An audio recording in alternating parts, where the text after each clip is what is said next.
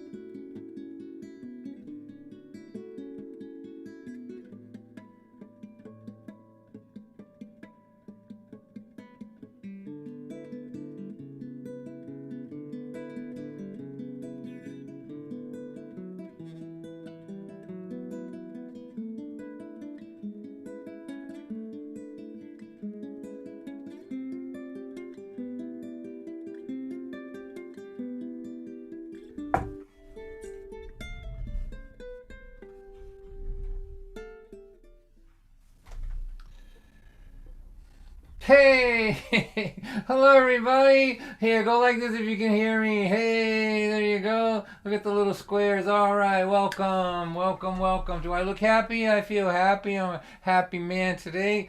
Thank you for being here. We've got representatives from good different hunks of the country here. Looks like my friend from Kansas just dropped in. The Kansas, Nebraska, Michigan, Georgia. We got all kinds of people here tonight. Thank you. Those of you that are watching on Facebook. Facebook is over here. Hello, Facebook people. If you could share this over there, you Facebook people, that would be great. The more, the merrier, and we'll be chatting with you as the night goes on. And YouTube over here, welcome everybody, and all my friends here in Zoom. So in Zoom, as you know, I think we allow you tonight to unmute yourself if you wish to. So if you're in a quiet place, which means no dogs barking, no fire engines going by, a relatively quiet place, kind of like, with no phone's going to ring, something like that. I want you to unmute yourself so that we can have as many people unmuted so that I can feel like I'm performing to an audience tonight. So there we go. There's a few. 1, 2, 3, 4, 5. Keep going. Let's get as many as we can. That's good. So keep going. Let's see. And don't worry about it if you're if it gets noisy where you are, because Brandon, our technician, will mute you and unmute you, if there's some unexpected noise comes up. But what it does is it makes it interactive, and it makes me feel that I'm not insane, which is what somebody, who would talk to a computer screen would be, have would need something, need some help probably. So, Sarah, you can unmute yourself tonight, dear. So Sarah's here from California. Welcome, everyone. Sarah's in the house. Things are looking good. Things are looking good. Things are looking good. So tonight we are partnering with an extraordinary venue in Middletown, Connecticut called the Buttonwood Tree. So what we're gonna do is have my friend Anne Marie come out wherever you are. Come get Giant from her small square and talk to us a little bit about the Buttonwood Tree. Then I'm going to perform till about 8:20 or so, thereabouts. And then after that, we're going to have our legendary after party with a bunch of special guests. So you're welcome to hang around for that. So here, let's test the interactive nature of this. I'm going to count to 3. When I count to 3, everybody who's unmuted, I want you to laugh like I just said the funniest thing you ever heard. Okay? 1, 2, 3, go ahead, laugh.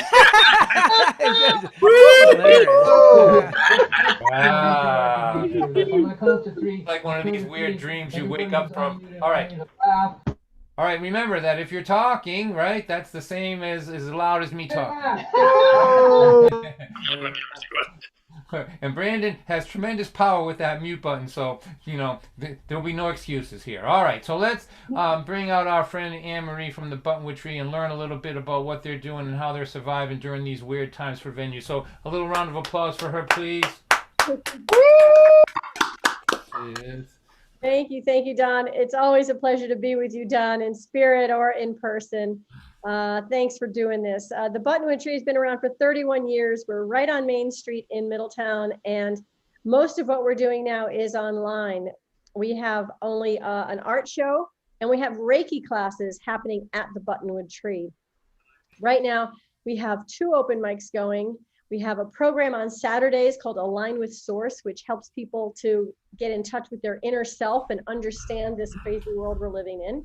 We do laughter yoga once a month, and we're getting ready to do some pretty exciting things with new online platforms that we're working out the kinks in now so that we can present some concerts online.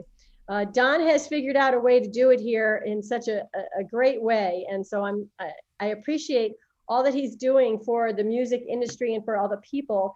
And he's also been coaching us and mentoring us on how to do this for ourselves as well. So shout out to Don. You can find our information about Buttonwood Tree at buttonwood.org. However, I will tell you right now, we are redoing our website. And so the only thing you'll find there is information about our photo contest. I'm really excited about this. It's called Finding the Light. It's in honor of Edward Friedman, who is a photographer in a little neighborhood years ago who passed away. And, these are challenging times, but we're encouraging people to go out and find the goodness, find the light in the world around you and share it through your photographs. So if you take pictures at all, think about joining our photo contest. It's helping to raise money for our youth art programming. And that's where all the funds will go to. So we're doing that, and we've got new open mic free speech platforms coming up. and we'll do some concerts coming up in the future. So stay in touch with us. You can find us on Facebook and Instagram. The information is in the chat on how to reach us. And I just want to say thank you to Don for all you're doing and for helping us to laugh a little bit. Laughter, I believe, really is the best medicine. And if you can force yourself to laugh when you don't feel like it, that's when it really helps. So everybody laugh, have a great time, and let's turn it over to, and please welcome back to the online stage, Mr. Don White. Right on! Yay! All right, I'm gonna play a couple of songs here at the beginning that I've been thinking of because I'm a happy man these days. We're very happy here at the White House, at the Don White House. I'm gonna send these out to my friend Kara, who I see is here, who works so hard to help make this world just a little bit better. So here's a couple that I've just been thinking of. I'm kind of digging these out of my what do they call them? These are deep tracks here, these first two. But I just been thinking about them, and I just want to play these two for you. From a tax shelter offshore, some kid said my job had been eliminated. He said, "Thank you for your service and for working so hard. Blah, blah, lie, lie, half truth, blah, blah." He expected me to be petrified, get in the fetal position and start to cry. But I just kept thinking that he was underestimating me. 'Cause my team is on a winning streak. We haven't lost a game all week. Underestimated people are hard to beat. My team is on a winning streak.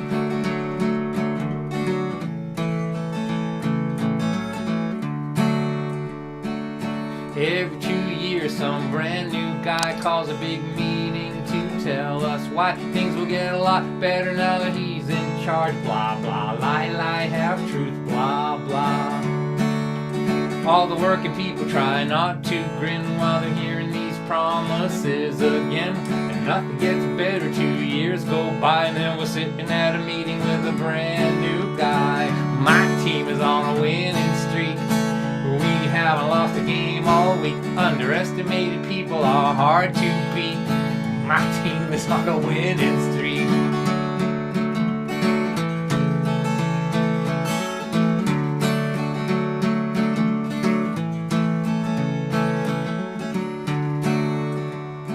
I said what you did to me just wasn't right, so I hired a lawyer and I planned to fight. He said, "You are so adorable." He patted my head and he closed the door.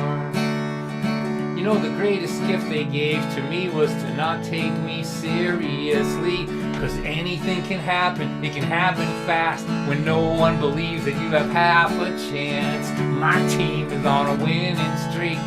We haven't lost a game all week. Underestimated people are hard to beat. My team is on a winning streak.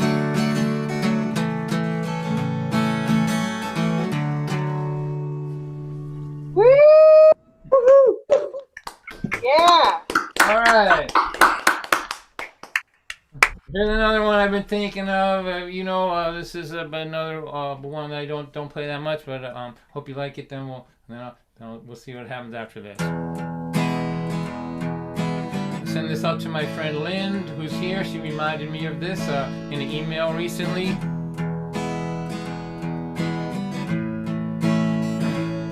I got a job washing dishes when I was 16. It was the scariest time of my life for me. Had a future that used to just torture me with questions like, who are you going to be? Will your life have meaning? Will your mind be strong? Will you be a man people can depend on? Will you always be frightened? Will you ever be brave? Will you still be washing dishes when you're old and gray?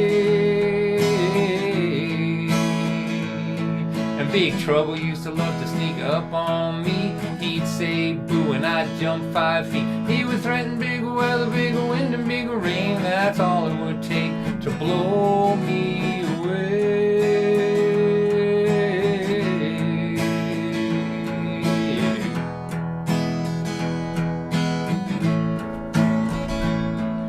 20 years later my doorbell rings. It's old man Trouble asking for me. My woman is kids are too, 'cause they know what old man Trouble can do. I should be shaking, I should be scared, but looking at him just makes me mad. Hey mama, come over, come look, come see what 20 long years have done for me. Your frightened little twig turned out to be the oak in the middle of his family. And Big Trouble just walked through my front door. Mama, I'm just not scared anymore.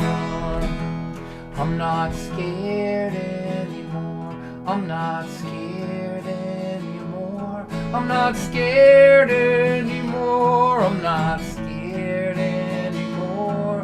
Big Trouble just walked through my front door. Mama, I'm just not scared anymore.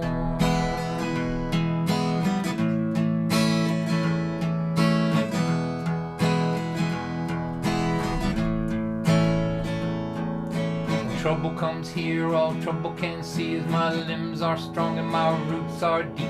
I'm planted in the middle of this family and I keep my weeping willows close to me. I say wrap your branches around me now, just trust me, hold on strong, 'cause when the big storm comes with the wind and the rain, this oak will not be blown away anymore. I'm not scared anymore. I'm not scared anymore. I'm not scared anymore. I'm not scared anymore. I'm not scared anymore. I'm not scared anymore. I'm not scared anymore. But when the big storm comes and the bad winds blow, Mama, I'm just not scared anymore.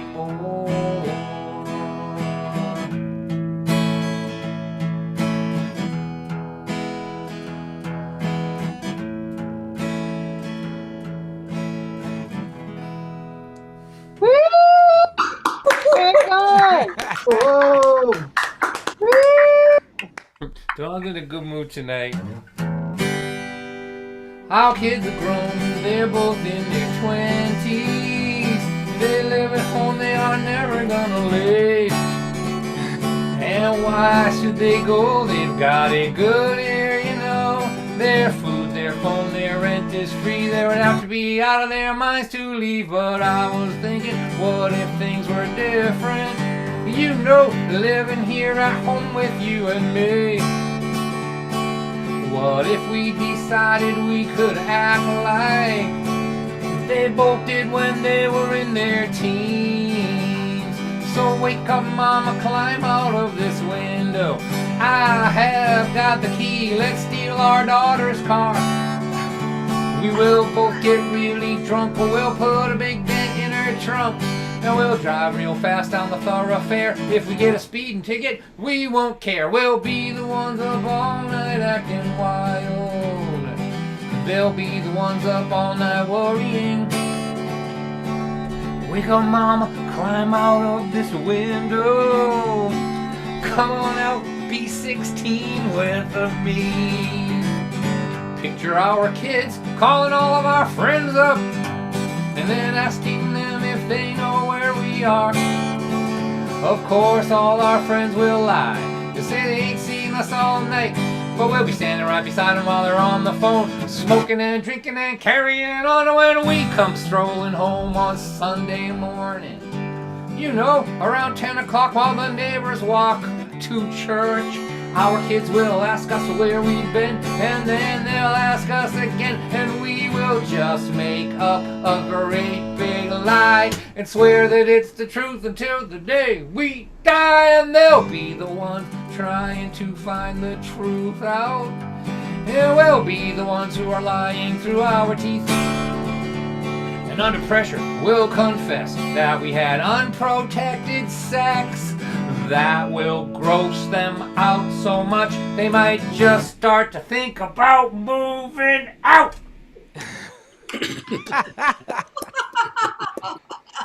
If turnabout is fair play in this life, then what better way to encourage them to leave than to give them both a dose of what it was like to live with them when they were in their teens. So wake up, Mama, climb out of this window. I've got the key, let's steal our daughter's car. We'll both get really drunk, we'll put a big dent in her trunk, and no one will know where we are until we come home in a police car.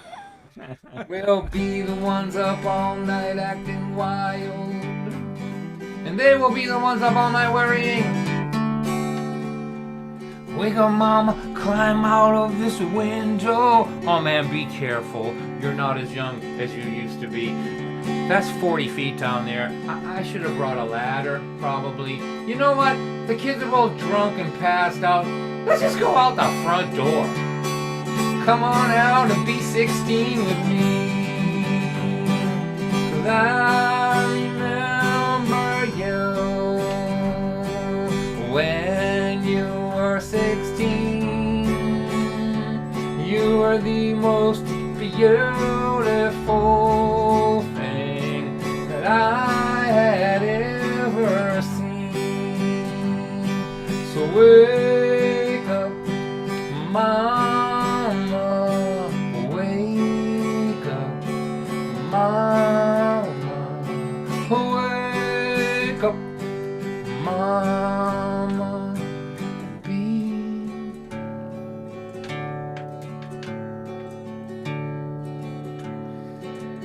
16 with me.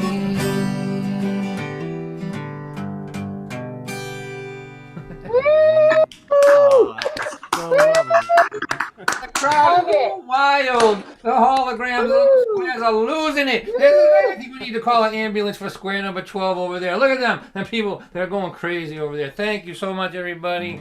That's a song about me and my wife. We've been together since since high school, but married since, I don't know, 1978. I should know that. I don't know how many years that is. Plenty of years. We've been married for plenty of years. And here's a song about her. This is a song about her. You know, young people will ask me, how, Don, somebody 17 or 18, they'll ask me seriously, with seriousness in their eyes, how do you know that somebody you're dating when you're young, like when you first started dating your wife, that's the person that you're going to do the 40, 50, 60 years with, and they'll be a good partner? And I have no idea. I have no idea. I have nothing I can tell them. But that doesn't stop me from lying to them. No, it doesn't.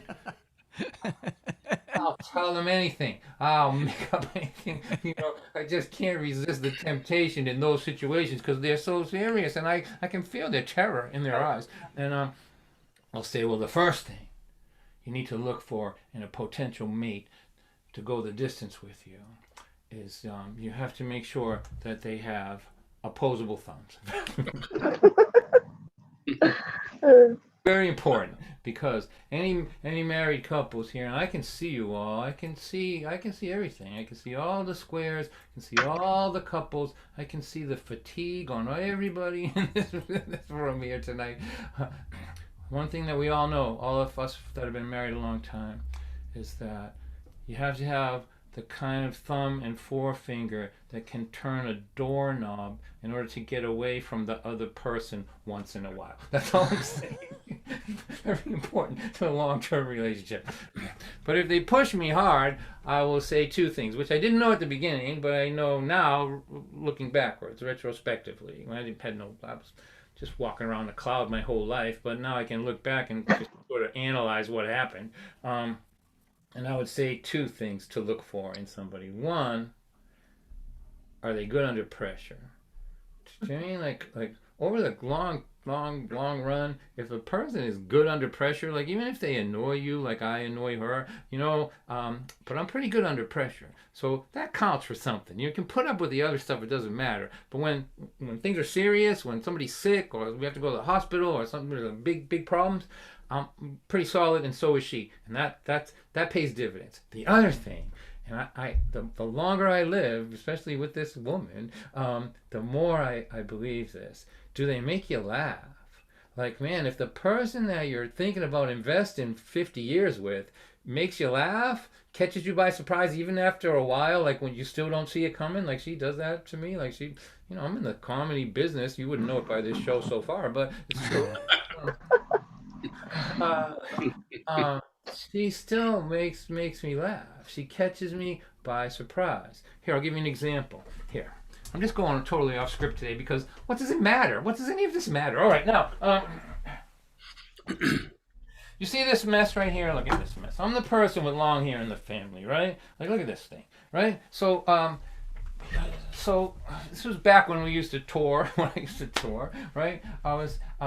She grew her hair long, and she used to have short hair, and she grew it long. And then I couldn't find a brush anywhere in this house, anywhere, right? There were no brushes anywhere. So one of the games that we play with each other is that I pretend I'm a real man, and I talk like a husband, like that guy, right? Like, and the hilarity on her side of that equation is beautiful. I think that's the funniest thing she ever saw, me trying to be bossy in the house, right? So she's in her bed, sitting up like this, doing something on her phone like this, and she's like playing a game, like Candy Crush or something like that. She's like, bip, bip, bip, bip, bip, bip, bip, bip, and I'm saying, I can't find a brush around this house.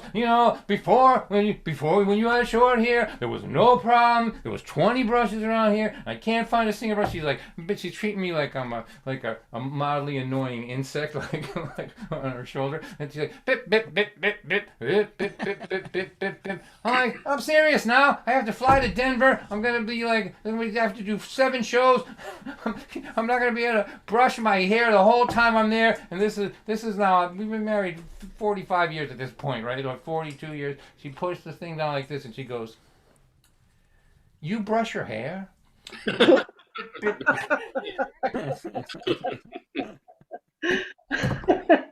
tell me how you fall out of love with that. I don't know how. Like, so here's a song called Sassy Brat, and it's sort of about that. It's, it's about the repartee that we have that has sustained us through many challenges. You can imagine in the amount of years that we've been married, the kind of things that we've had happen. You know what I mean? This just challenges that we've had. So here we go. This is how my wife and I speak to each other when we find it necessary to speak at all, which we don't really lots of times because we've been married so long now that we can communicate telepathically. Like we've had the same argument for 40 something years, right? Like I just raise an eyebrow and it's a whole 2-hour argument that gets communicated, right? So here we go. In the 18, 19, 25, 35, 42 approximately years that we have been wed, I wondered if you ever heard a word I said. Till I said, "Pass that remote control over here," and you told me to blow it out my ear.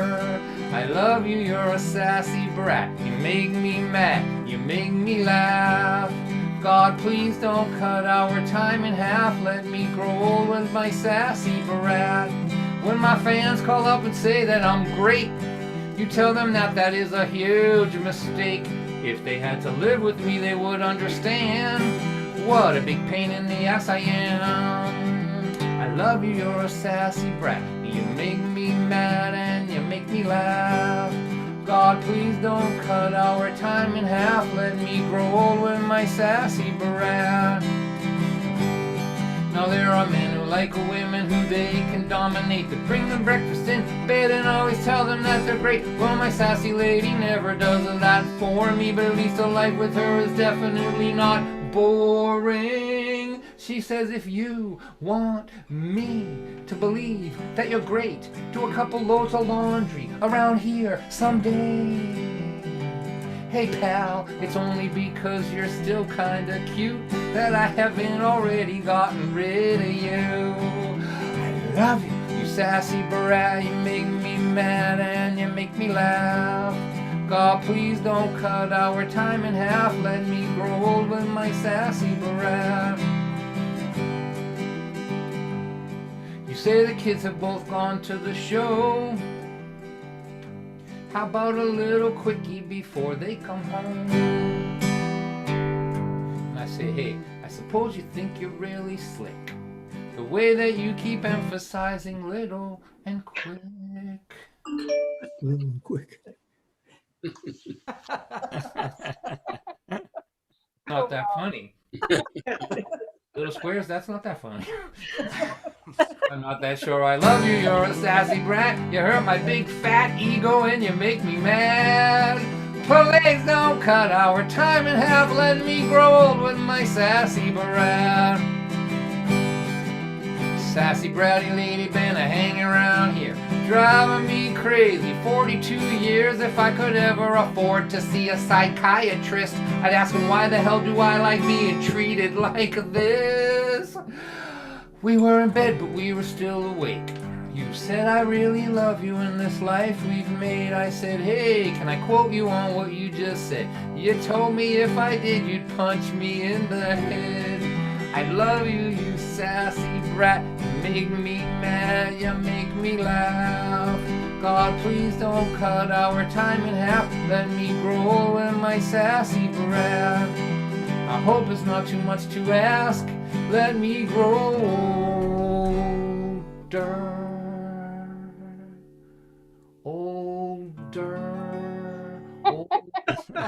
Oldest. Let me grow oldest with my sassy brat.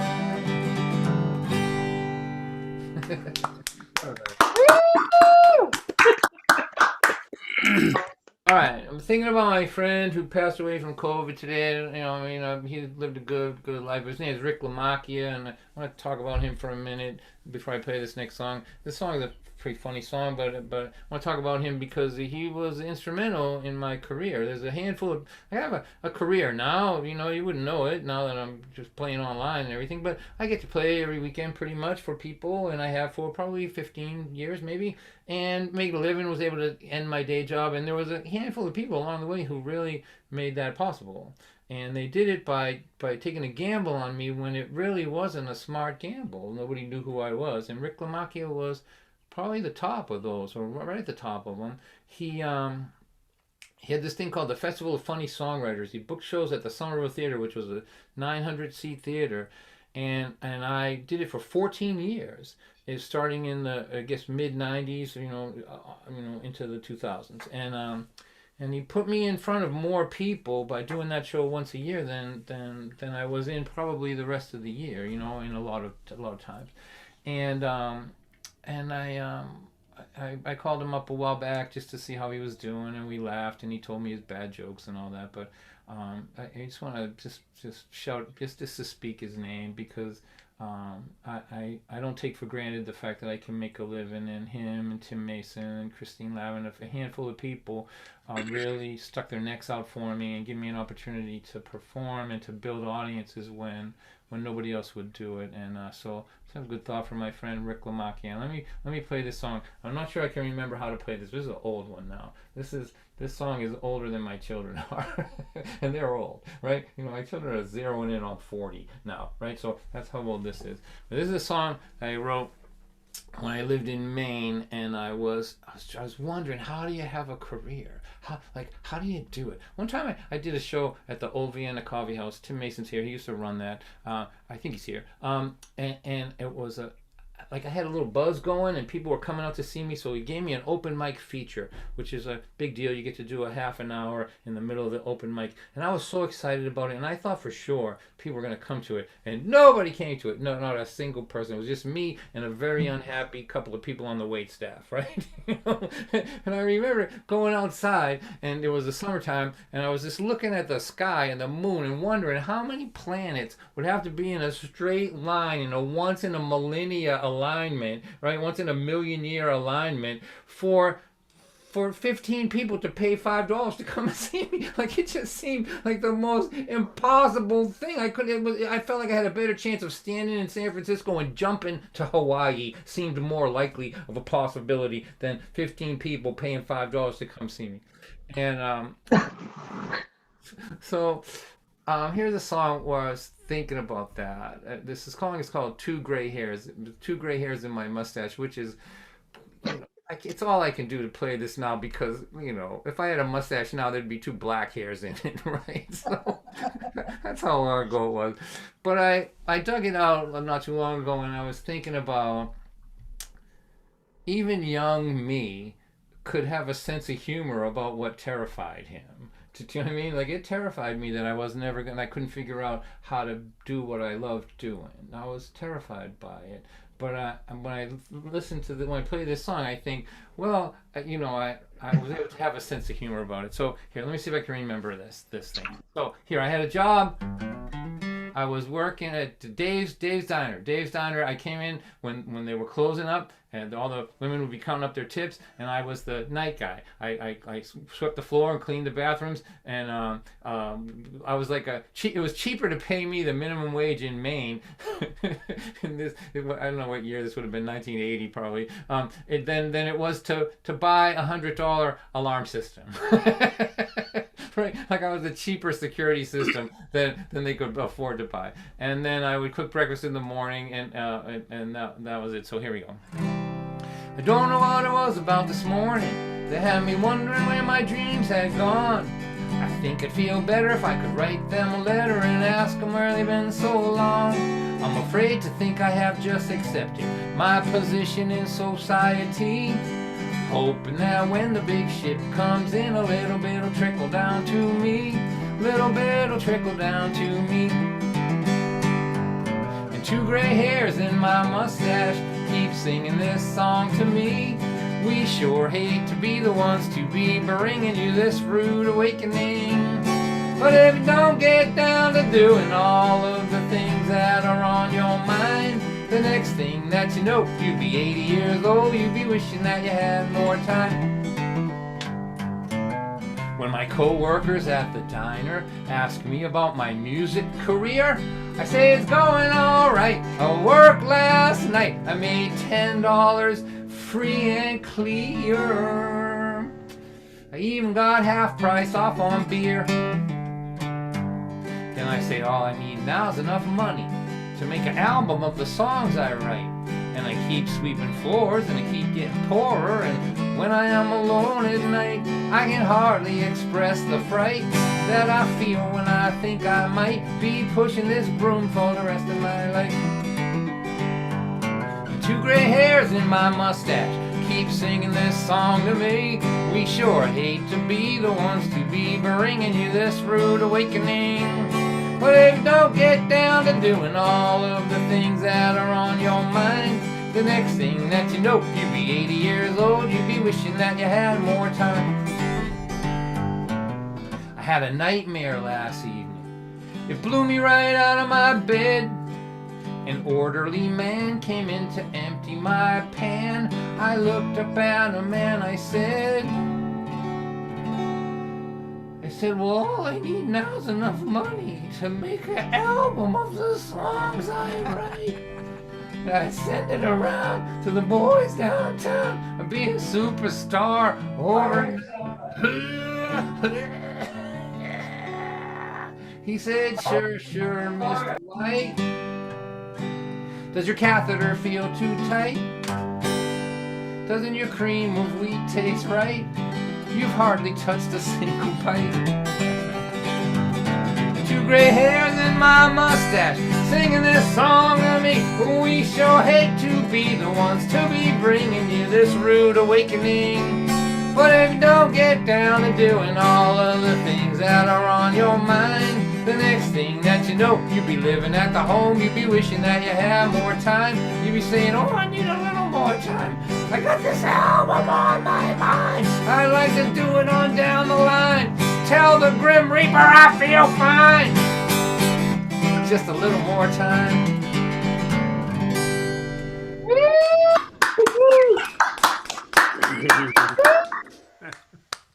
You know, having songs that are that old is really weird because I've actually had a catheter. Do you know what I mean? Like, it was a big joke to me back then. Not so funny now. That's all I gotta say.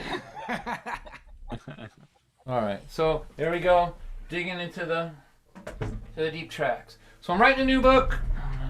I swore I'd never write it. Thank you. I swore I'd never write another book. I swore it. It's too hard, but I need the money, and I'm doing it, and I'm pretty into it. This is a piece that I've read quite a bit from the book. It's actually on my most recent CD, which is called Live at the Guthrie Center. It's in 2 parts. And let me tell you a little bit about this first. So I live in a town called Lynn, Massachusetts. Lynn, Massachusetts is a factory brickyard working town. It's a tenement building, motorcycle riding, factory working. The General Electric is here. It's an urban, middle class, working class, brickyard place. And it's got everything that comes with that. Some of it's good, a lot of it ain't. Okay? And one of the things that ain't, if you're a kid like I was, who likes to read and enjoys literature. It was, I had to keep it a secret. I used to skip school and go up Lynn Woods and read books and not be able to tell anybody about what I was reading because it was a liability. They would punch me in the head or make me the victim somehow. Like my love of literature and reading was a liability to me, and it taught me many things. One was how to speak the language that was being spoken around me. Do you know what I mean? Like I had a vocabulary and I loved it, but I couldn't use it because it's rude. It's rude to speak above the people that you're talking to. They can't develop a vocabulary to speak to you. You have to figure out what language they're speaking, what level of language, and do it for them. And that was a hard lesson for me early, but it benefited me a great deal because it's taught me respect. It taught me to figure out how to communicate. So anyway, this is in two parts. The first part's called Breaking Up with My Muse. When I'm talking about muse, I'm talking about an inspiration, right? The thing that comes in and gives me a song idea or a story. So Breaking Up with My Muse, part 1. I think we need to see other people. Don't look at me like that. You know this has been coming for a long time. I always thought that this was a partnership, but it has never been that. It has always been about you. What you want, what you need, and what I can do to turn your wants and needs into something real. How many countless, irretrievable hours, days, and weeks have I spent sequestered in a tiny room, torturing myself over what exact words to use on some poem, song, or story idea that you swore to me was brilliant, only to find out later that it was stupid and not worth 1 minute of time. And where did the time I used to polish these turds come from? Oh, I don't know. Maybe from learning a trade. Without a lifetime of constant distractions, I could have been a plumber. I could have made $50 an hour and be nearing retirement with a full pension. And let's not forget the alienation. You made me skip school at 15 years old and sit up Lynn Woods reading Siddhartha. Why? You knew I had to live in this town with the sons and daughters of football-loving proletarians, for whom the suspicion that I might possess even a modest vocabulary was all the justification needed to kick my artsy ass. Remember that job I had paving driveways that summer in Maine with that crew of the newly unincarcerated?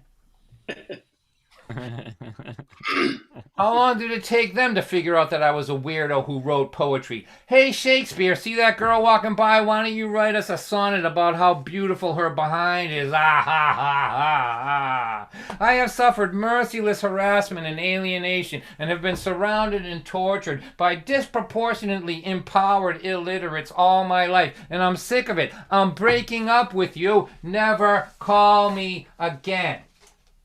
This is part 2. It's called Apologizing to My Muse. I'm sorry. Please forgive me. I didn't really mean any of those things I said. I wish I had been on Ambien. Then I could say it was a bad reaction. But it appears I do not need the support of pharmaceuticals to behave ungraciously. So I have no choice but to own it. I'll understand if you never speak to me again, but just hear me out. The alienation that you so generously filled my formative years with forced me to become an astute observer. Initially, it was a survival skill that enabled me to predict and elude violence that might be coming my way. But later, that attentiveness helped me to become a writer who could occasionally write work that resonated. I suppose I could go on about our creative accomplishments and the fulfilling and interesting life we have created, but all I have been able to think about today is the word home. When I was a boy, and my dad was whiskey drunk, I would be awakened from the sweet dreams of youth by angry voices, and there, in the vulnerable half-conscious twilight between dream and day, as I was free-falling toward the awakened world. And before I could don the armor my mind had created to shield my unhardened heart, I knew the terror of a rabbit being carried to the fox den.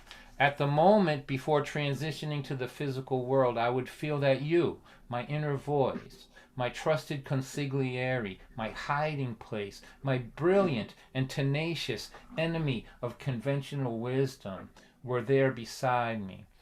And through the comfort of knowing that you had watched over me as I slept, I would hear your voice whisper into my undefended dusk one single word: home. On the walk to school those mornings, we would write songs and stories, and I belonged. Not at the house I slept in, not at the school I attended, not with the children I played with, but with you. Because of you, home has been with me for every mile of my life's journey. Thank you for the survival skills. Thank you for this unique way of seeing the world. Thank you for the ability to describe my world in a way that occasionally resonates. And thank you for a home that knows no walls and from which I will hopefully never be evicted. Ta-da. Wow, bravo. So lovely. Love it. Well, I thought you said this guy was funny. What was that about? Let's so here's what's gonna happen. I'm gonna play 2 more songs, I guess, maybe, and then we'll take a short break. And then the break is not an intermission. It's like just enough time to pass the hat. So this is a free concert, as you know. But if you can donate a few bucks to the Don White grocery bill fund, the ramen noodle fund we call it, and some of the money will go toward the Buttonwood Tree so they can stay alive.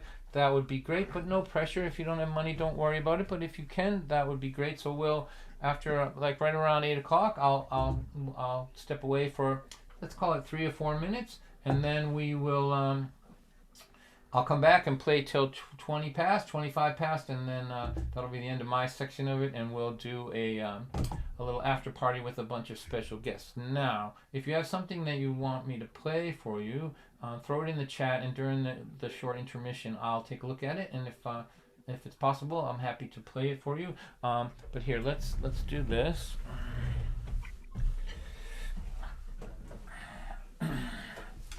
This song is called That's What Makes You Beautiful, and it's a song for all of you who grew up in homes where the people who are raising you, for whatever reason, weren't well enough to treat you, to nurture you, or to be kind to you. There's a lot of different reasons why that happens, but if you turned out to be kind and nurturing, even though you weren't shown that as a child, that you needed a song, and here's your song. This is a song for you. I've always wanted to write this song because I think it's a miracle. It's like a pretty significant miracle that somebody who's not shown generosity of spirit in their youth by who's ever raising them is able to find it later. I'm reading Oliver Twist right now, and I am just full of this idea, honestly. All right. But anyway, let's...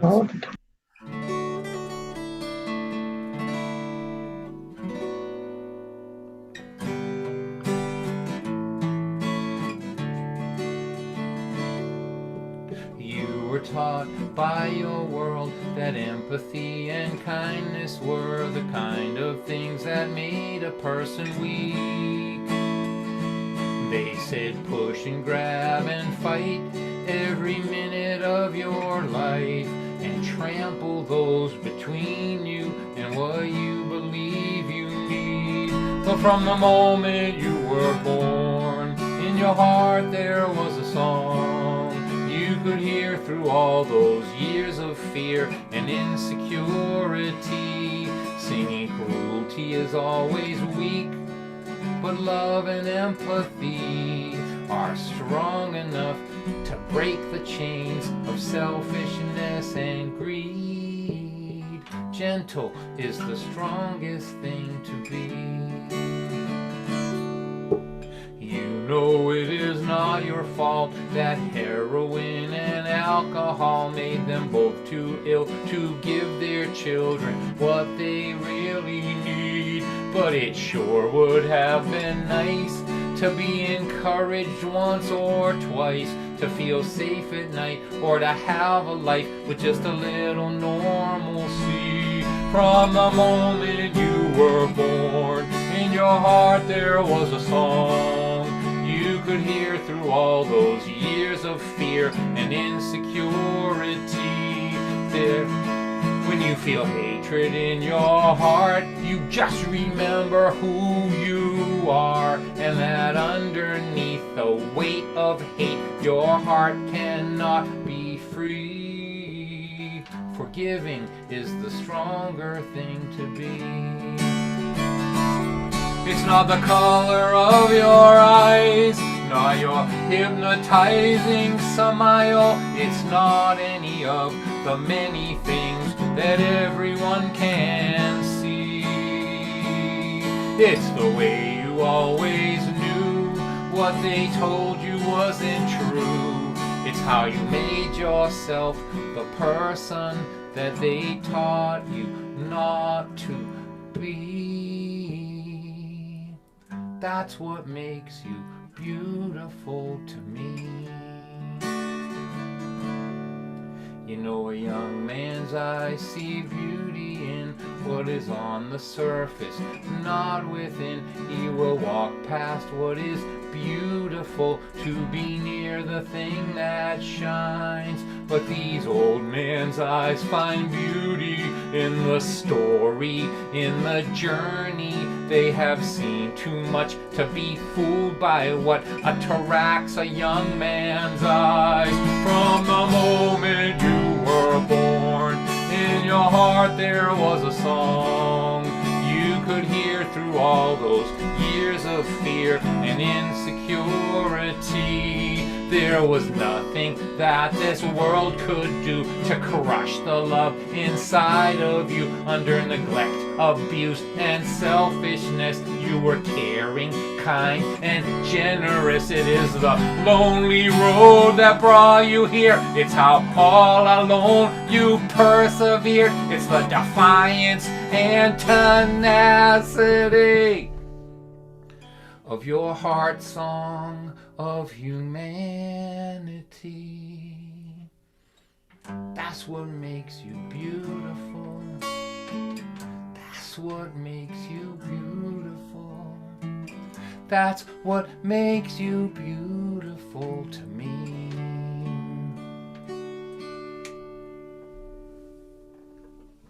Beautiful, Don.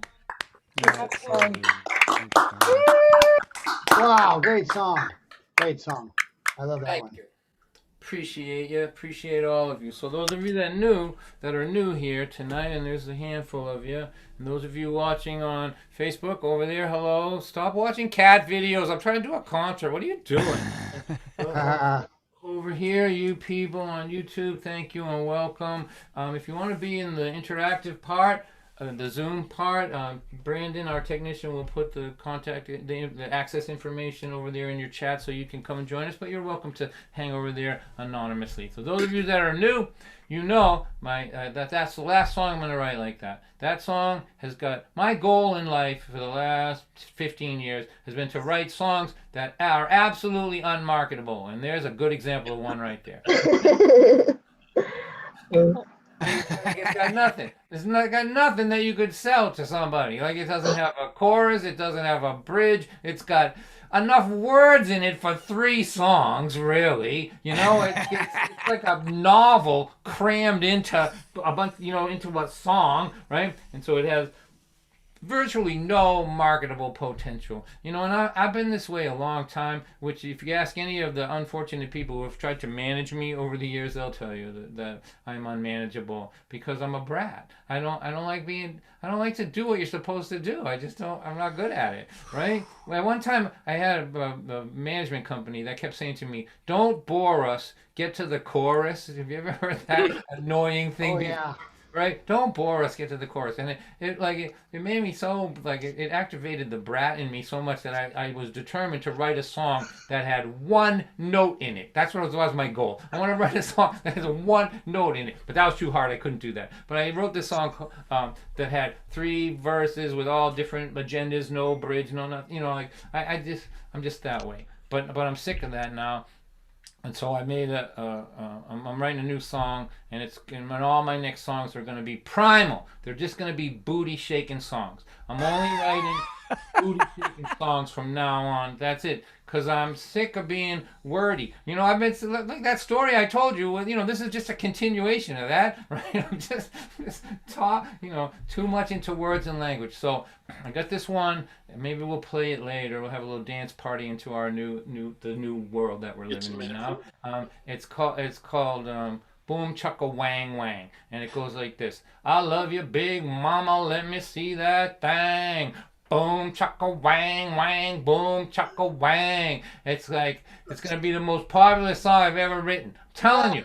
People are going to come to my concerts and say, Don, we brought all our friends and we like your little novellas and everything, but you got to play Boom Chaka Wang Wang, right? And I could write this thing. I spent months on that last song. I collaborated. I was like in Zoom meetings with other songwriters. I'm like, is this chord right? What about this word? Is this phrase okay? What about this vowel sound, right? Months, right? I could write this new song that's going to make all the money in 2 minutes. I could write it while I was doing a trigonometry test and eating a sub sandwich. Here, the next verse will be, my mom wants me to read and try to use my brain, but I just want to see my baby boom chaka wang, boom chaka wang wang, boom chaka wang. So I'm just warning you all that there's a change coming. When you buy my next CD looking for novellas, you're gonna be surprised. It's gonna be all backbeat and booty shaking stuff. All right. All right, one more song, then we'll take a little break. I'll play this for all the old hippies out there, and I can see you. I can smell the incense from here. All right, here we go.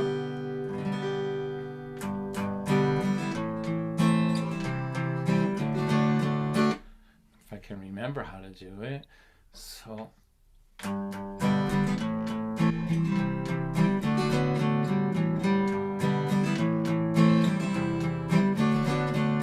Jenny's grandma went to Woodstock back in 1969. She keeps her ticket stub and a chunk of mud at her house in a little shrine. She was always the girl in the hippie dress twirling at the shows by the Grateful Dead. If you ask her about it, man, you better sit down, Grandma. We'll talk the ears right off your head. If you get her talking about the Grateful Dead, the Summer of Love or the Kool-Aid acid test. Jenny was always in her glory when she could hear the stories from her grandma's hippie friends about peace and love, taking care of one another, how great it all was back then. And at night she would dream of being on the bus with Keezy, seeing Jimmy in 69. But when she wasn't dreaming, she always had the feeling that somehow she'd been born in the wrong time. You know, you should have been 20 in 1969. All the gray-haired hippies say that all the time. But the cool grandchildren of the cool young women who danced in the Woodstock mud are living on the beach in Montezuma, Costa Rica, having all kinds of fun, singing, there's only 1 minute if you're not living in it, it's never coming back again. I love you, Grandma, but Baba Ram Dass never said, be there then.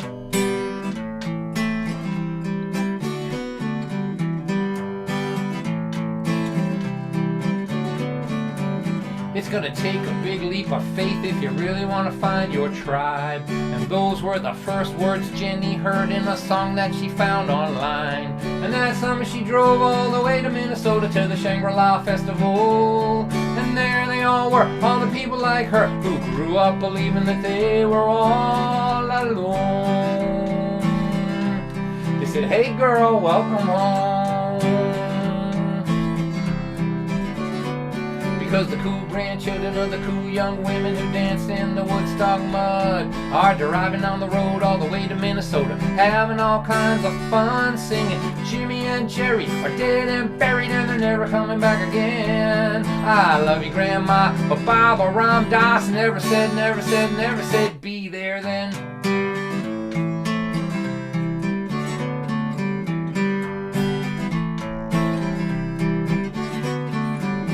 Jenny's grandma went to Woodstock in 1969, and since then she believed there was never going to be a better time, and that's alright.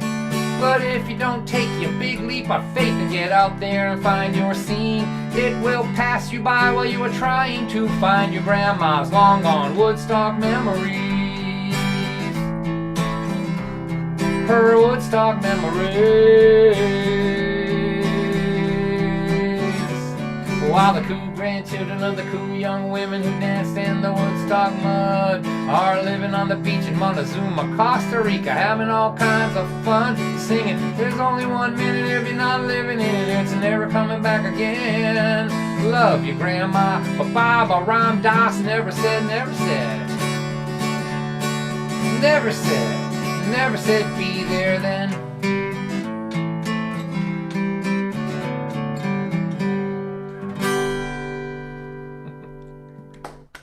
No, Don. That was great. Thanks, Don. That was great, Don. Thank you, everybody. We're going to take just enough time off for me to splash some water on my face and to pass the hat, kind of. Like I said, you can help if you can throw a few bucks into... Oh, here's a couple things you need to know. One, we have Venmo and PayPal. For those of you that are not ancient like me, but those of you that are, I have a very deep concern about people my age when it comes to transfer money from the internet. I have this vision in my mind of them taking like a $20 bill like this, right? See this right here? And like folding it up and trying to figure out where you put it in the computer to try to get it through the internet to your friends. How does it work? There's a hole in the back, maybe it goes in there. So for those of you that are in that dilemma, that you don't understand PayPal or Venmo like me, I don't understand it, how money just magically transfers through this thing here. We have this system. It's a system that we invented here, that I invented. You take your feather quill pen.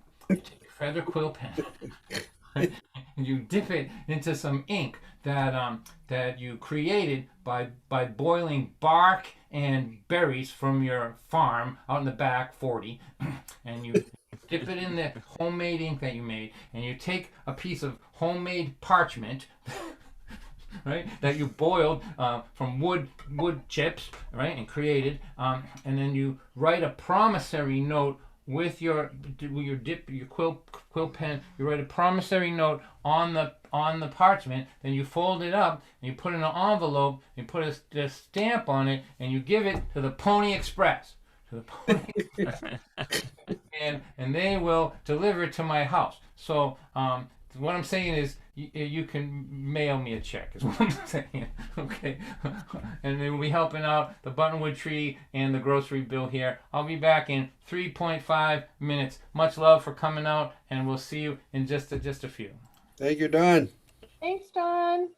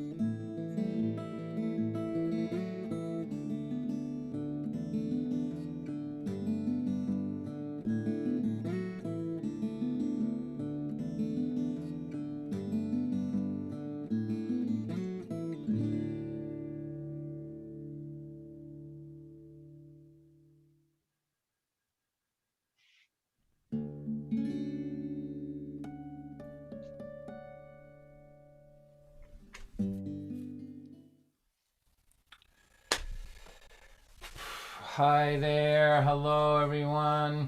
Welcome. Thanks for sticking around, and thanks to everybody who donated. I really appreciate that stuff. It means it means there'll be groceries, and of course you're helping out the Buttonwood Tree. You know, when these venues go under, they're not replaceable. The people who work at them, they don't make any money really to speak of. A lot of them are volunteers and all that. So we try to partner every week if we can with organizations. So we can't give them a lot of money. There's not, but we can make a donation and we can remind people that they're out there. That's really the thing. Everyone's so busy. So I want to say this to everybody on any of the platforms. If you have an organization that's doing something good in the world and you want for us to partner with them, you know, all we want from them is for them to help get the word out to their mailing list, really, and then we'll give a hunk of whatever comes into them. Reach out to me. DonWhite.net is a way. What is it? DonWhiteFolk@gmail. Brandon, if you can put that in the chat for everybody. Just drop me a note, and we'll try to, you know, if I can't promise you it'll work, but if it can work, we're happy to do that. We always want to be raising awareness and some money for anybody who's doing something positive in the world. So I'm going to tell you a story and sing a song, and then we're going to end this thing, my part of it. So this room that you're looking at, this was my daughter's room, my daughter's bedroom when she was a kid here, and it became my office. I don't think that the car that was taking her off to adulthood had turned the corner before I made this my office. We're like in the doorway crying, "Oh, we miss you," and I'm like, "Come on, that's my office now, man." All right, so that's how that worked, and here we are. And so now I'm in this space here, and this is my space. Before I get into this story, I want everyone to say hello to the gigantic coronavirus that I have over my shoulder right now. Hello, coronavirus. My wife put that up there thinking it was kind of Grateful Daddy and all that, but really it's just a gigantic coronavirus. It's an Egyptian. I'll never be able to unsee that, by the way. This is not really professional, is it? Let's get rid of this here. We keep your friends close and your enemies closer. There's the coronavirus, very, very close here. So those of you that offend easily, I want you to close your eyes for a minute, and then because I just have to do this. Bang!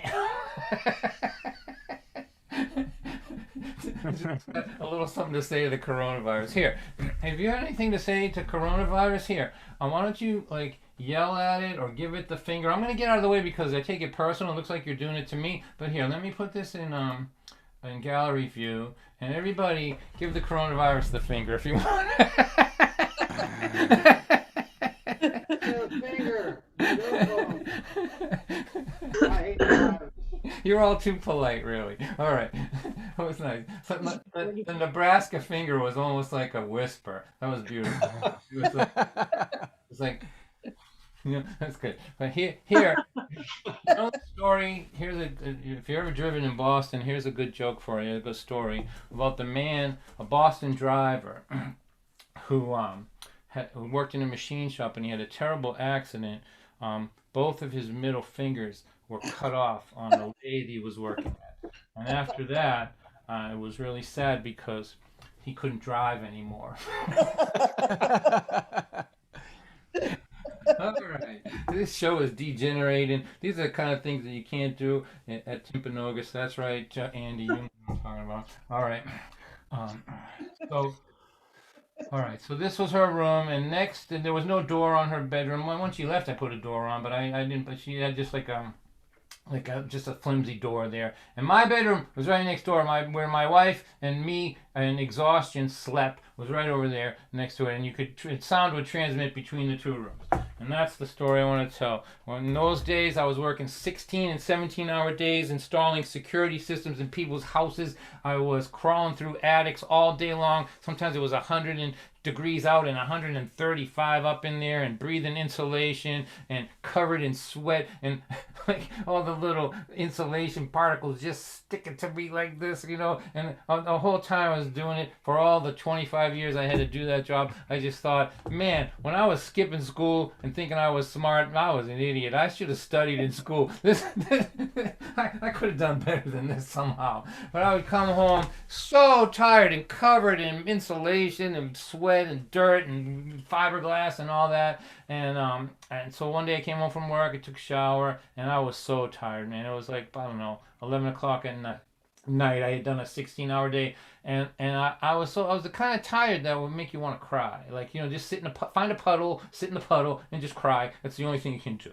right? I just needed sleep. I needed this much sleep, like a morsel of sleep. What's that, a modicum? Is that a word? A modicum of sleep, just a minute, like a molecule of sleep. I couldn't live if I didn't get it, right? And I got in that bed over there, and my daughter was in here, and she was 15 at the time, and she was on the phone. She had a pink telephone at the time. Her bed was laid out right here, and a pink telephone, and she was on the phone with her best friend, and she was laughing the kind of laugh that only a 15-year-old can do. There's a sounds that come out of a 15-year-old girl that cannot be replicated in any other animal species on Earth. It's like a shrieky thing that happens, and she was like laughing hysterically with her best friend on the phone, and I'm like over there, and exhaustion is beating me about the head and shoulders, and I just need. I can hear the alarm clock taunting me. I'm gonna ring as soon as you close your eyes, big guy.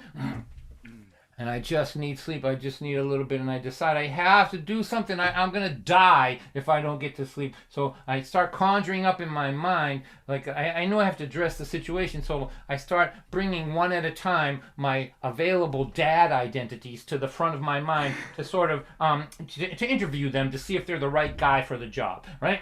So I bring dad number one up. And dad number one is the blusterer. He's the guy that likes to yell. He's the bossy one, right? He's the dumbest of the crew, but he's loud, right? And so I think, okay, if I bring dad number one to the doorway of my daughter's bedroom, what will he do? He will yell. He'll be like, I'm trying to get some sleep here. You don't care that I have to get up at 5 in the morning. Why should you? You get to sleep till noon. It would never even occur to you that other people might be living in this house. Am I scaring you people? I'm intimidated. I just channeled the exhausted Dawn. It was pretty exciting. Now, and then I would raise my dictatorial muscle, my hand, and I would say, hang up that phone right now. And then, boys and girls, there would be quiet. Quiet anger, quiet resentment, and quiet plotting of revenge. You see, dad number one gets much more quiet than he bargained for. That's because he's 100% bluster and 0% circumspection. His method is so foolish. He wins the battle at the expense of the war. He is a pawn of exhaustion, and he's destined to spend his waking hours in a vicious cycle of explosive bravado, followed by the need to apologize for it. So I think, okay, what other options do I have? So I conjure up dad number two. Dad number two is still a pawn of exhaustion, but he lacks the will to fight. Instead, he's a pleader.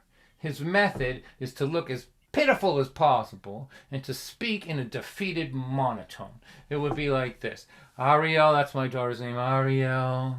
Please, if you have even just a morsel of love in your heart for me, take the phone and go downstairs, please.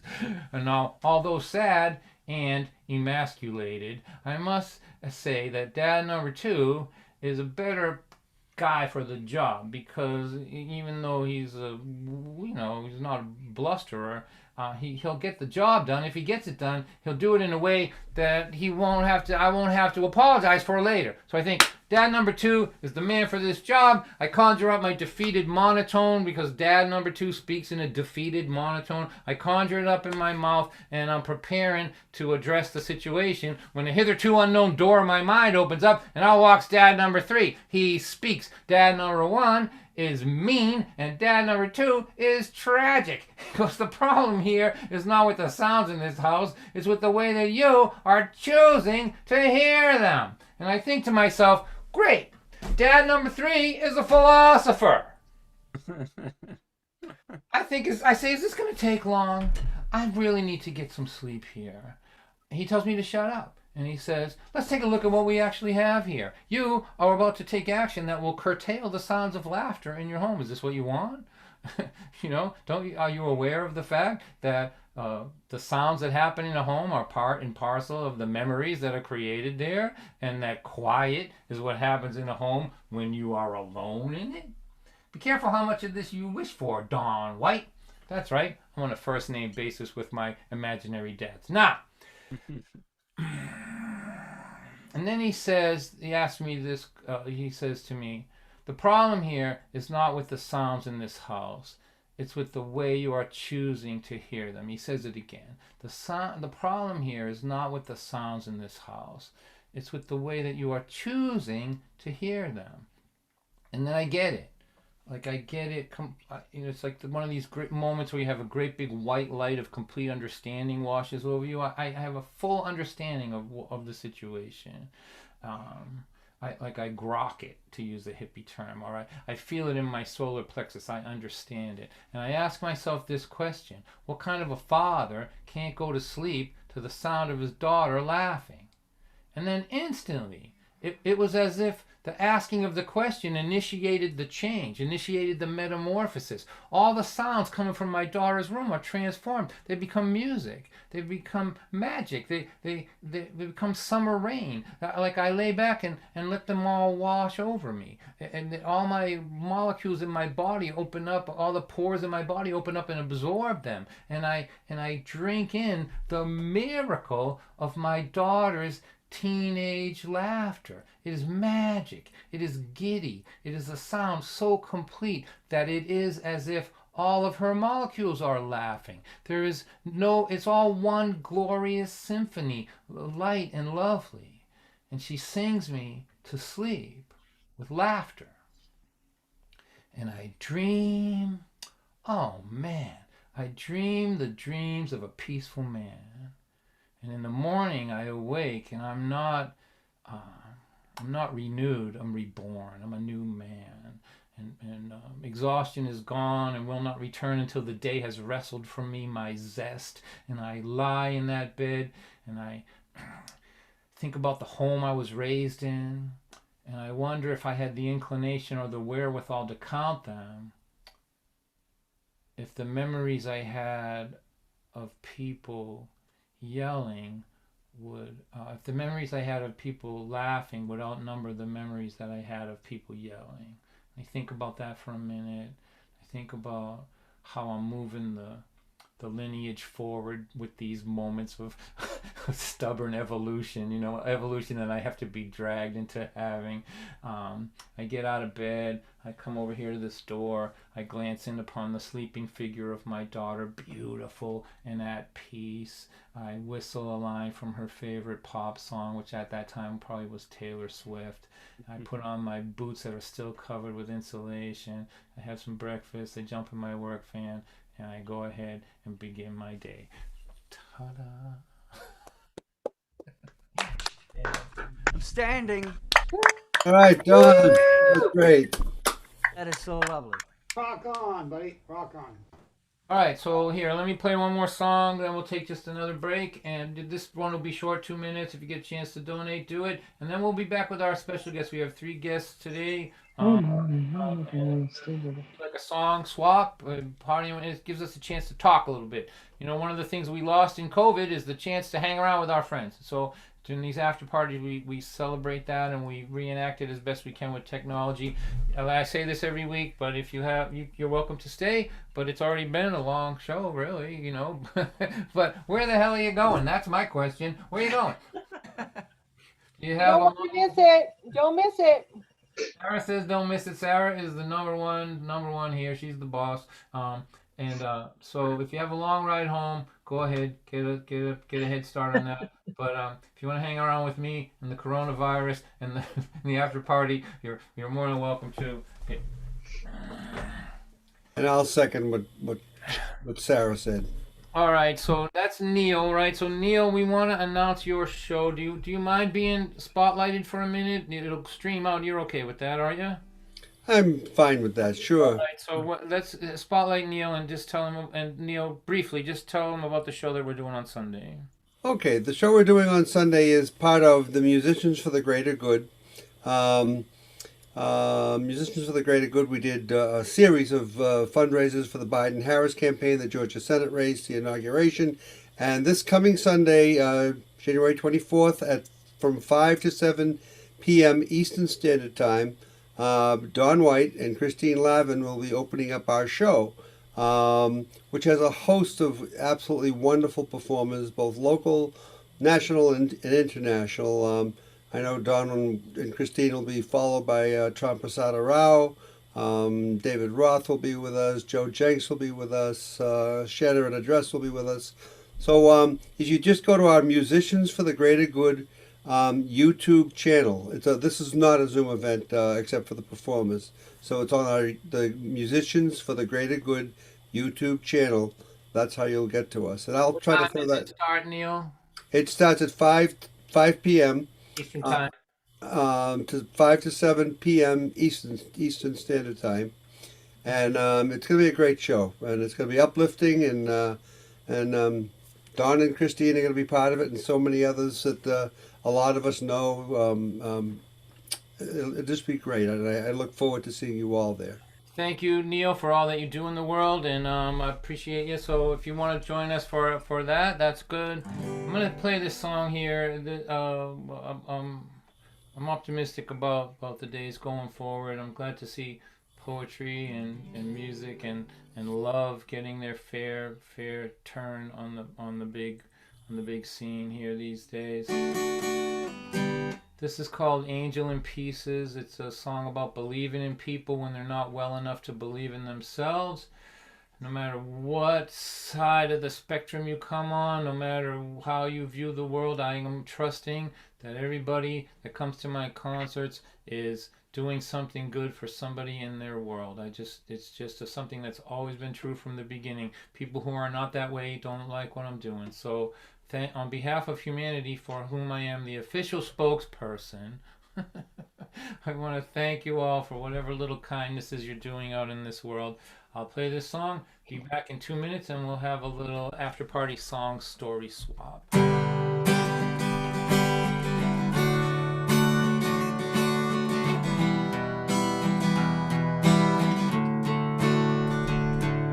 She walked into the room like she was walking off a cliff.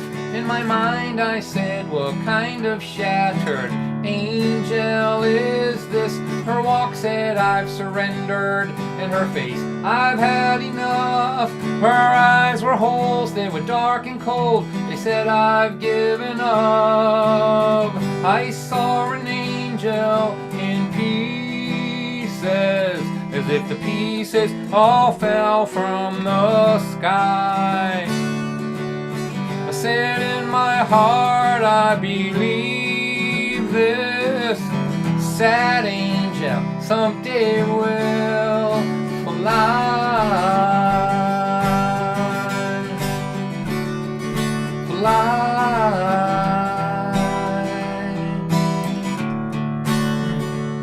You know, life rains down so hard upon some people that we know.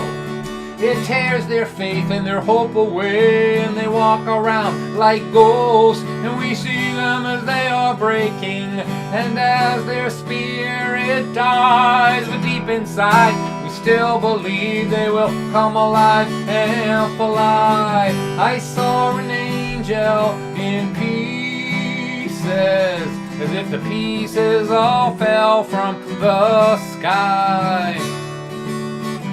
I said in my heart, I believe this sad angel someday will fly.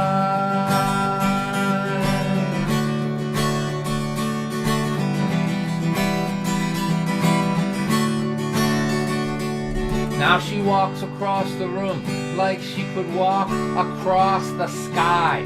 And those old dark eyes are so alive, they set the room on fire. This is no shattered angel, I say to myself. I feel Zuzu's petals, I hear one small bell. I saw an angel in pieces, as if the pieces all fell from the sky. I said in my heart, I believe this sad angel someday will fly. I saw an angel in pieces, as if the pieces all fell from the sky. I said in my heart, I believe this sad angel someday will fly. Look how beautiful you are.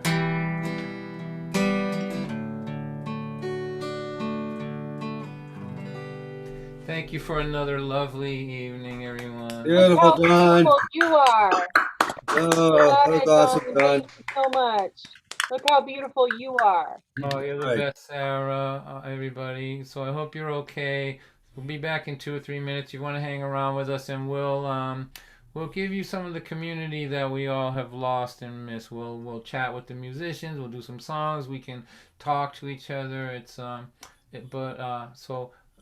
2 minutes. I'll be right back. And those of you on Facebook and YouTube, YouTube, where you are, pop on over, and if you want, but you can watch us from over there too. We may shut the stream off before we're done over here, just so you know. Boom, chicka, wang, wang. Right. You know what? Let's do that. Yeah. Thanks for reminding me that. All right. So here, before we leave, those of you here that I can see you, let's all get in gallery view, and we have a little dance party to dance our way into a world where poetry. Show you a little bit. There. And so if you don't want to, you can not do it or shut your video off. That's okay. I'm okay with all that. But you're missing out because it's quite a sight to see, really. Everybody jumping, dancing. So here we go. Get up, stand up. Everybody stand up. And Brandon's going to play a booty shaking song. Everybody watch Sarah because she can really rock and roll. All right, here we go. All right, go ahead, Brandon. It's time for the New World Dance Party. All right, here we go. I love you, big mama, let me say that.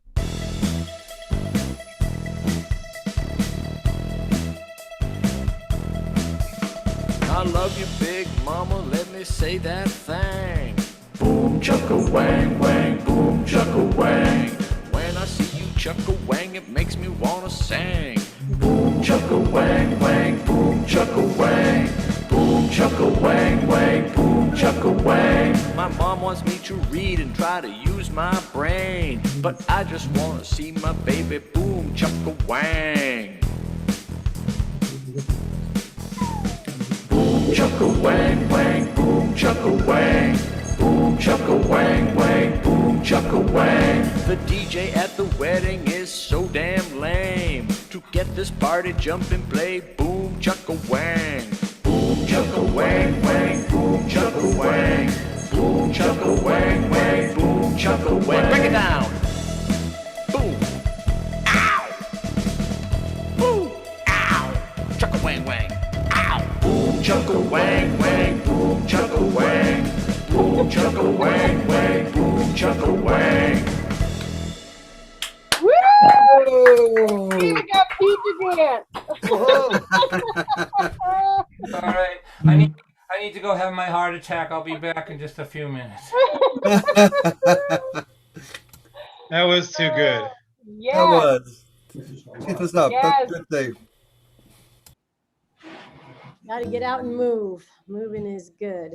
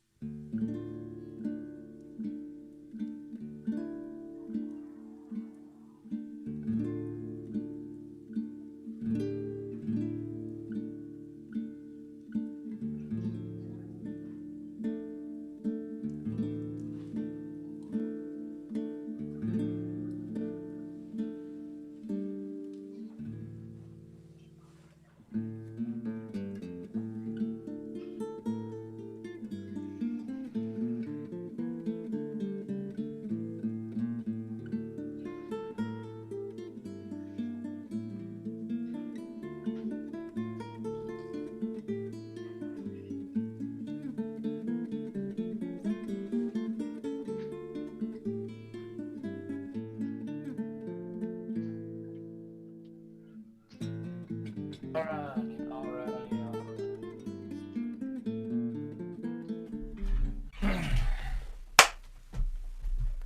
Okay, welcome to the legendary after party. My part of this thing is over now. Now I get to hang out with people and talk and sing and all that. So welcome and thank you. Thanks to everybody who donated and for everybody who's here. Like I said, don't worry about it. You're always welcome where I am, whether you have money or not. But thanks for those that were able to help out a little bit, the Buttonwood and the grocery bill here. So what we're going to do is we're going to have like a little song circle and we'll talk a little bit with our artists. And I have three lovely folks here. Here we go. Brandon, can you help me with that? Thank you. Try to remember, don't say anything incriminating when your microphone is on, is what I'm saying to you. All right. All right, so let's see. If you want to unmute yourselves and you're in a quiet place and you know not to be singing some other song while we're doing it, go ahead and do that. Just remember that any sound that you make is as loud as the artist's, okay? So just think, a squeaky chair, doing the dishes, whatever, it's not going to work, right? But just think of yourself like in a church basement with a really stern pastor, and so you wouldn't pop open a bag of chips there or anything because it would be distracting, right? So that's kind of the way to think of this. So I'm going to introduce my friend John first. I'm so delighted to bring him to you all.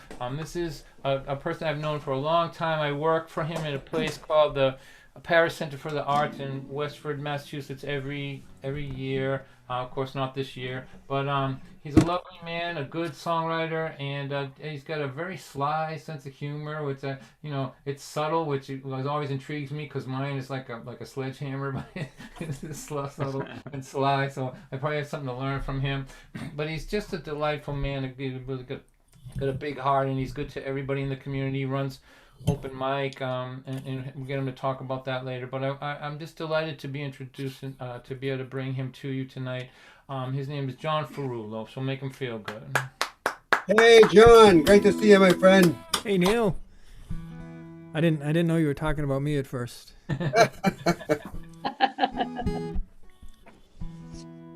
So I woke up this morning happy for the first time in years, it seems. So I'm going to play you a happy song. It's my only happy song. So don't expect a happy song the next time. It also has the only adult chord I know in it.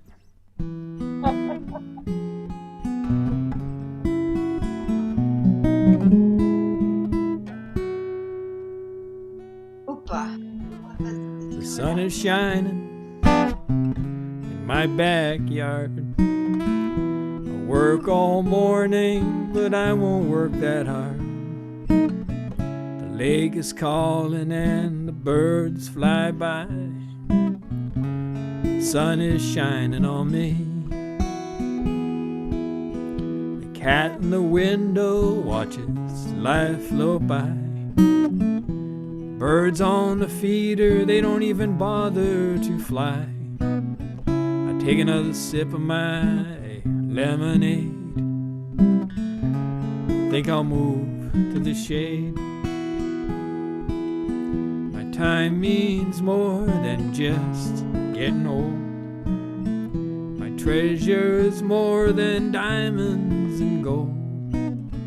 My kitty stretches and he bumps into me. Guess it's time for tea.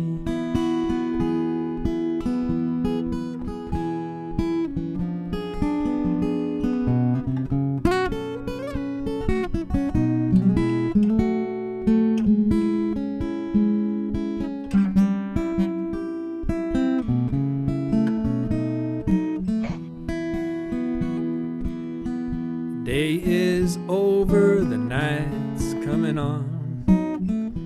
Never got to cutting the lawn, but I saw a hawk and an osprey. Had a real good day. Had a real good day. Lovely, lovely. Beautiful, John, John. really nice, Beautiful. John. Really nice. Woo! That was wonderful, John. You'll hang around. We'll go around a few times. I mean, next time we'll chat a little bit. Does that work for you? Works for me. All right, thanks again. One more time for John Ferrulo. Lovely job there. Hey, John. Great work. All right, so coming to us from my new favorite state in America, the state of Georgia. My friend Andy Offit-Irwin is here, and this is the first time that he's been able to join us, so I'm really interested in introducing him to you. I know him from the storytelling community, so my world is divided up into the sort of spoken word and comedy and folk music and storytelling. They're all all these different places where I am, and this world, Andy is really a legend in it. He's lovely and he's beloved in this community. He's got a nice. He's just good all the way around. He's a storyteller and a musician, and I'm so delighted that he's able to be here. So please make him feel welcome, Andy Offit-Irwin. Hey, Andy. Good to see you again. Hey, everybody. I saw Alan Bay. Alan DeBay, are you still here? Yeah, Alan leave. Okay. I had one fan and he left. He had another meeting. He said he's We'll going all to be be back fans in a in a little minute. Oh, bit. he's here. Okay, he's here. Okay, good. Thank you. I made Don say something you should never make a presenter say when we did sound check. He said, I'm patient. But this is a song I wrote in my biology class at Georgia College. Yeah. You should always applaud people's. Oh yeah. And, it's about my favorite protozoa, and I'm a small-time showman, so I have to brag. This song is featured on the International Society of Protozoologists website. Whoa. That's the biggest. Wow, Andy. That's incredible. So it's about my favorite protozoa, and I know we don't have time to there are thousands. We don't have time to hear everybody's, but I had made. I'd written them, I'd made a D on a test. And the next day, Dr. Barman put the answers on the chalkboard. I always explain to young people the chalkboard. Do I have time to do my one-man play right now? What's that? The title of it is called Things Never Said in Front of a Chalkboard as opposed to a PowerPoint presentation. That's the name of the play. So I'm going to do that play. Is that okay? Sure, do whatever you want. It's very short. Things never said in front of a chalkboard as opposed to a PowerPoint presentation. Oh, I'm sorry, this isn't working. Please bear with me. Ta-da! Anyway, Oh, so goodness. the next day, he passed the test back. It had red marks all over it, and this girl next to me saw the bloody mess because this is back when they didn't care about our self-esteem, and he had marked it in red magic marker, and she looked at it and said, "Ew," and so I went and wrote a song based on everything he put on the board, telling us all the answers to the test, and I played it for him the next day. Dr. Barman, yes, Mr. Irwin, I'd like to sing you a song. I was wondering why you had that guitar around your neck. Chlamydomonas, you shaped like a pear. Chlamydomonas, you ain't got no hair. Just two flagella sticking out your end. I'll put you under my microscope and watch you swim. Chlamydomonas, you've got your fill of chloroplast making that chlorophyll. Chlamydomonas, you are the most. You down the manufacturing that sweet glucose. The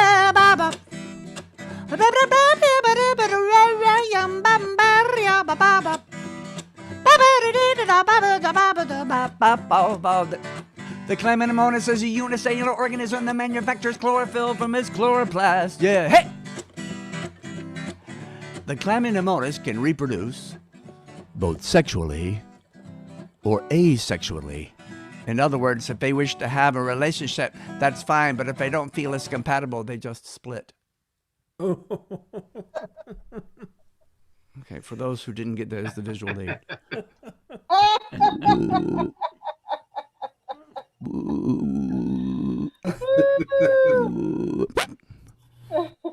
Your tosis or my tosis?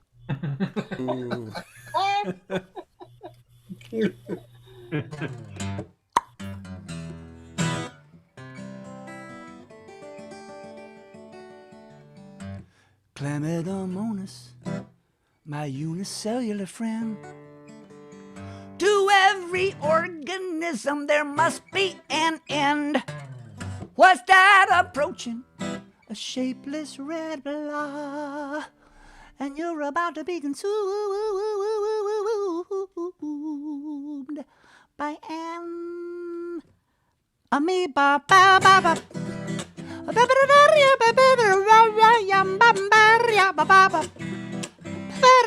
Everyone sing along. I know there's latency, but sing. La la la, sing. La la la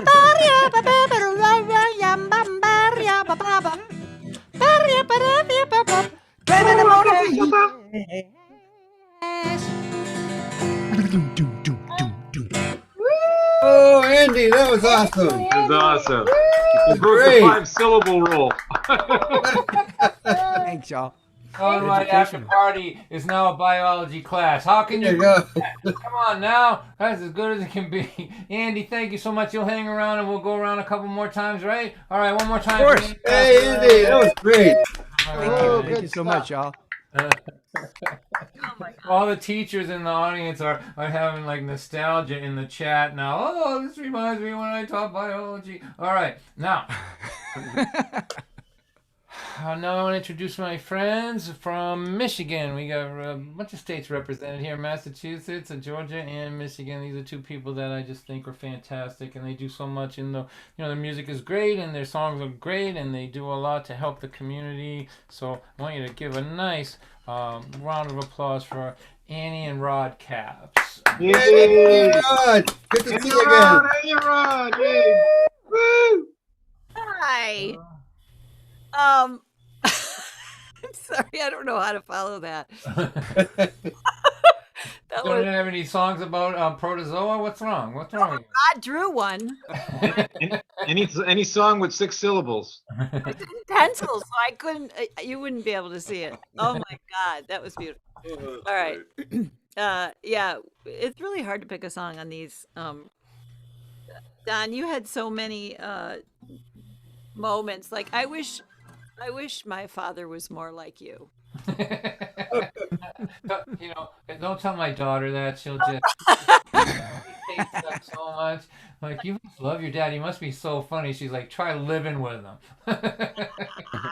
Well, in a lot of ways, though, my dad wasn't one of those people. I think he liked to be entertaining, but my dad was a complicated guy, and so all your stories about fatherhood got me thinking about my dad. And so I want to do a song that we haven't actually played in a while, but Rod said he'd go with me.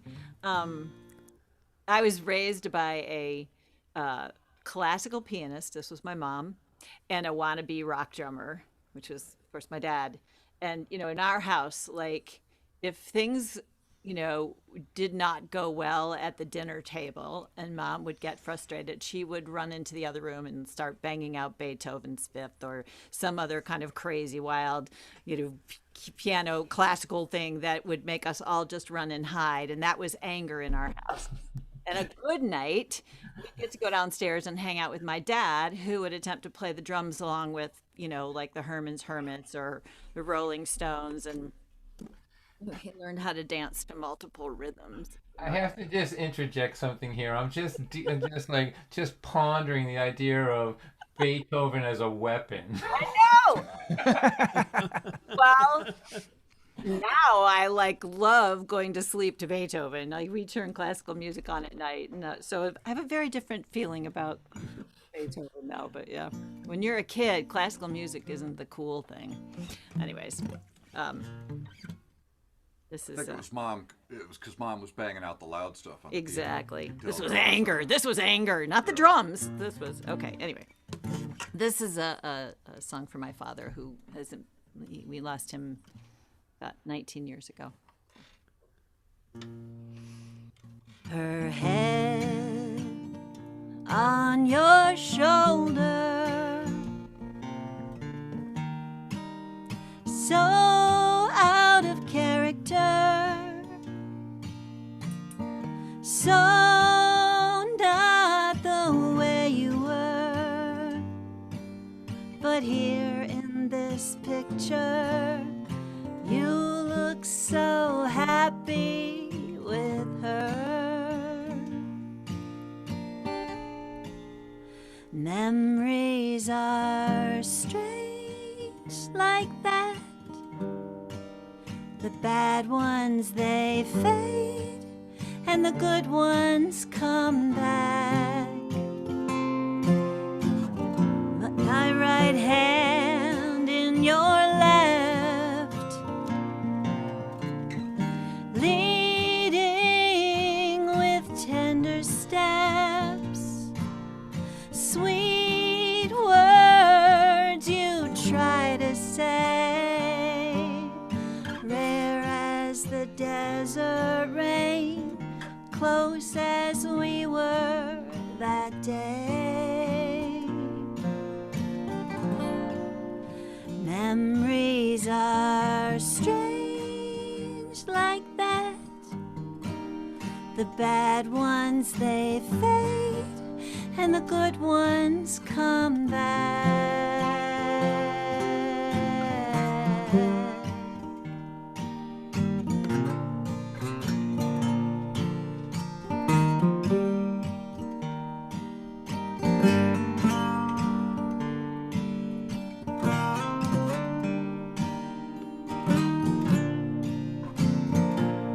Well, your letters, they gave more than you ever could face to face.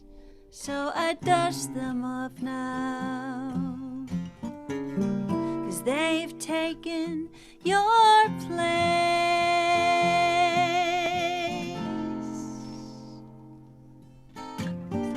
Airplanes, state fairs, and motorhomes, dancing to the Rolling Stones. It lasts a little bit longer each time my heart remembers. It grows a bit fonder. Memories are strange like that. The bad ones, they fade, and the good ones come back. The good ones come back. The good ones come back. Nice song. Oh, Annie, that was Wow, that was beautiful, Annie. And So sweet, so sweet. really beautiful. beautiful. Beautiful. Thank you so much. From the heart. Gotta say, you're raising up the property value of our little gathering here. Really sweet. One more time for Annie and Rod playing. All right, Annie. Awesome.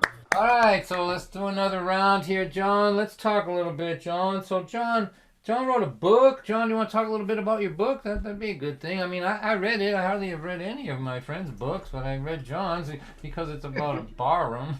Essentially. It's about, sort of down and out, down and dirty stuff. So, do you want to talk just a little bit about it? Oh, sure. Yeah, there used to be a little restaurant near me called the Skip's Restaurant, probably built in, I don't know, I think it was opened in the 40s. And it was one of those old brick and aluminum and glass kind of places. And it had a cocktail lounge on one end of it that was called The Embers. And I kind of, I never got to go in there before they tore it down, but I've kind of imagined a place that was like red naga hide, because it was built in when you could still get nagas before they went extinct. And it had... Before they went extinct. It had like dark fake mahogany paneling and things. And a lot of times when I make up a song, I'll write a little story or backstory for the characters and try to flesh them out in my mind so that when I put them in the song, I think they're bigger, they're better. So I wrote this little backstory for a guy named Tony that hung out at the Embers. And so I wrote him this little backstory, and I wrote him this song, which I will play for you after this. And after a while, that backstory grew into like 60,000 words. And don't worry, the song's only about half that long. But so my friend Tag wanted to read it, and he wouldn't read it on the computer, so I had to have my friend Jeff Bezos make a book for it, and I have it here somewhere. I can't find. I don't know where I put it. Oh, hang on. Let's talk amongst yourselves. Please enjoy the music while John is away. Jeff Bezos is not my friend. I was wrong. It's not over there, but so I haven't played this in a while. This song is about Tony and the Embers.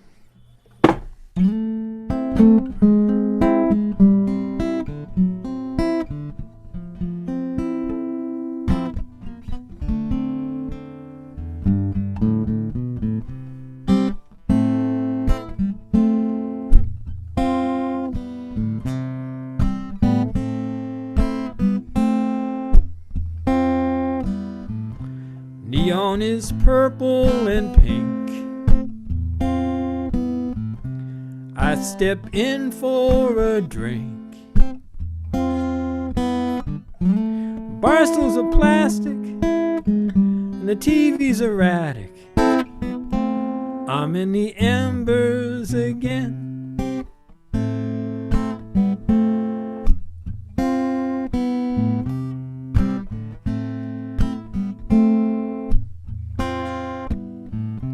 Paneling seen better days,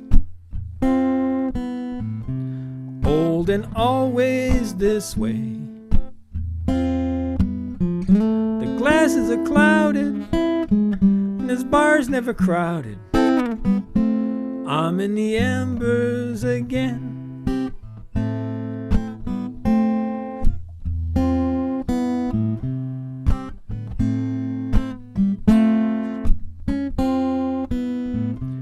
Pool table has a few tears, like most of the chairs. The dartboard sung too low, and most folks are solo. I'm in the embers again. But it's not too late, and I can wait. I'll be here for the rest of the night. If I go home, would I be home? Would I find that home is alright? Once I was a big wheel, I made some big deals. That was back when, and I was hot then. It's just the embers again.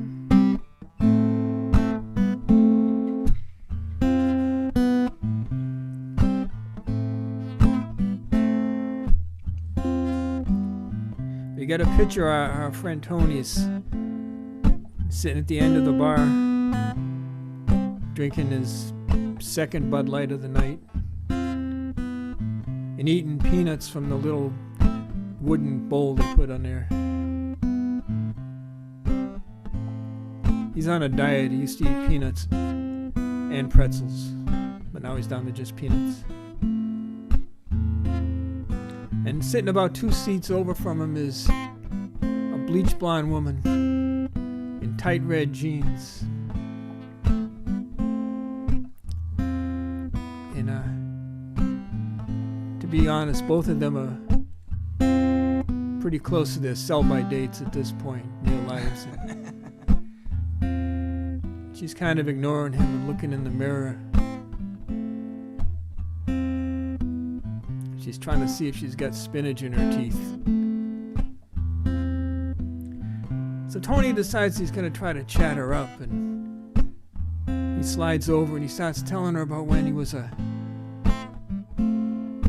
double knot spy over in Europe, and he'd go around in his Aston Martin DB9 with the little button that sprays oil out the back. I had a Chevy that sprayed oil like that, but I didn't have the little button.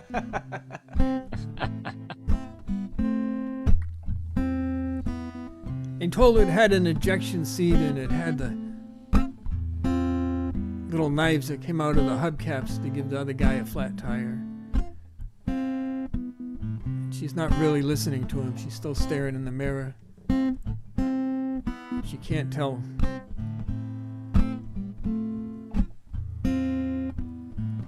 She's really a few gin and tonics into it by now, so she's having a little trouble with left and right and staying vertical.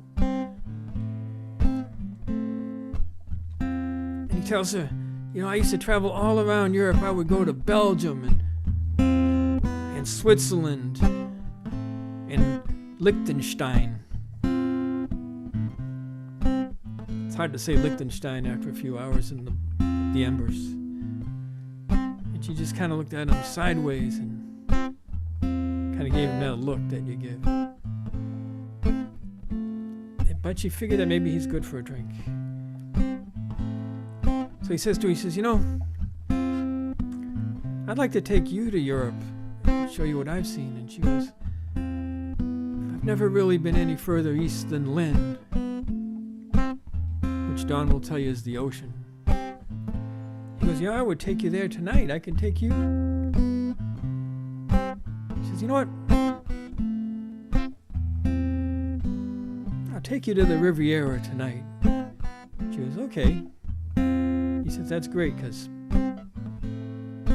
it's parked right out back. Thanks.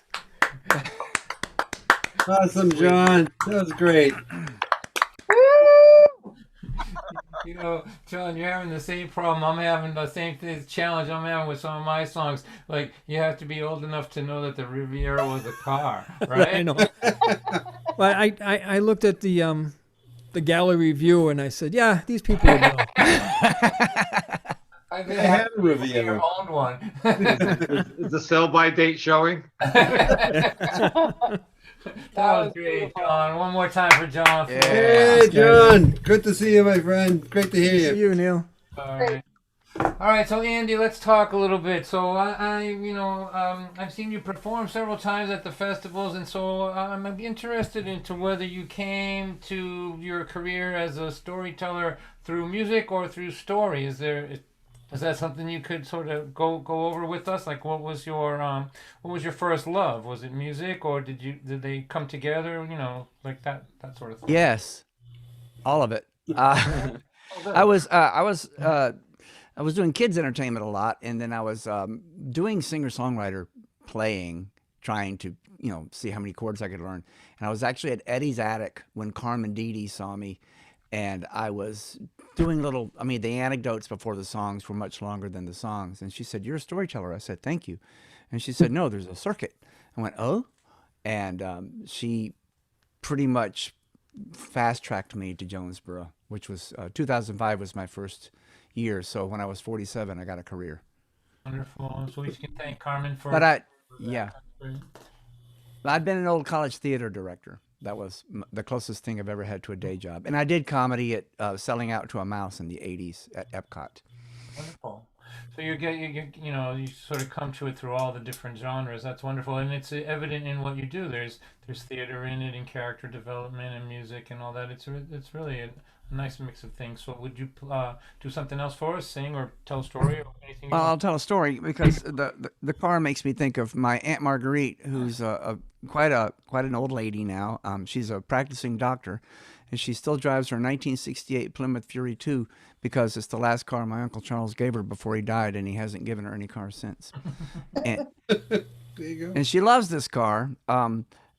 She had said, "Charles, I want you to make sure you give me a Plymouth. I don't want a whole big Chrysler. I don't want to look uppity." And it has the bench seat. And he only drove it on Sundays because he had a truck that he would drive to his work at the high school where he taught. He had an old 1948 pickup Chevy. But he would drive that car on Sundays. And after church on Sunday, they would be going to the restaurant to have, food.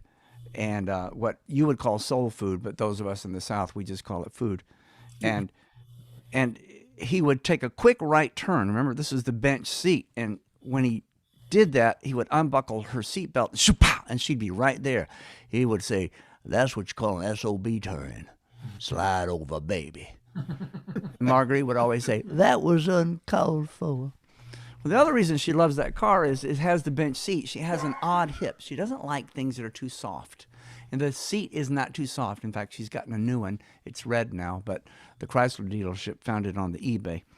And she likes hard surfaces and not soft seats. And she doesn't like anything that touches the edge of her hip between the hip joint and the bottom. It really hurts. She has a funny nerve there. Well, when my son was 5 and she was 85, she showed up in that car and she said, Liam, let's go do whatever you want to do. It's your day. And he wanted to show her that he knew how to swing, pump himself on a swing. He just had the body mass to be able to do that without being pushed. This was very exciting. And this is an old school playground set in a park down our street. This is, back when they were made of steel and galvanized steel and gray and chains, and there was no vinyl, there was no safety, there was no chipped up tires or anything like that. So if you fell, you died, except for one safety feature. One safety feature, and that was the way the swings had the rubber strap. Marguerite saw that strap, and she saw Liam start to swing. And well, she's an action girl. She always does whatever Liam wants her to do. And he said, swing with me, swing beside me. And she looked at that strap. Have you seen those straps they put on the swings? Have y'all seen them? Y'all can say yes. Yeah. They used to be, when I was a girl, there was a boa made of a material called wood. But now they're a rubber strap about 1 inch thick and about 8 inches wide. They found these in the basement of a 16th century Spanish church. Some of y'all ain't old enough to get that one either. Anyway, so he's like, swing with me, swing. And he started to beg, and he turned up the wine knob that's in the back of a kid's head that's just right at the base of the neck. Please, please, please, please. And she lifted herself into that swing, and she had to do a little hop to get into it, and went, and her hip came completely dislocated. And she made a sound that was very similar to a Tibetan monk. Whoa.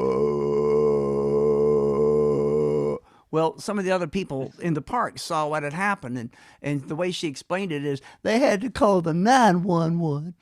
And in our town, if any emergency vehicle comes, they all come. They got the police and the ambulance and the fire department. And I couldn't get my feet on the ground. I was in excruciating pain. And they had to cut me out with the jaws of life and carry me with the fireman carrying everything. And I just told them to carry me home, and that's what they did. They carried me home. Carry in the South means transporter in a motor vehicle. Don't think this, hey, she ain't heavy. It's nothing like that. And I went and called Mary Frances, and I wrote myself a prescription for Loratab.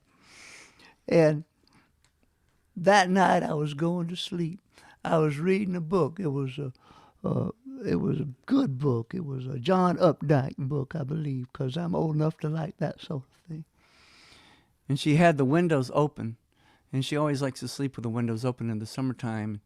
Right before she went to sleep, she could hear the crickets outside.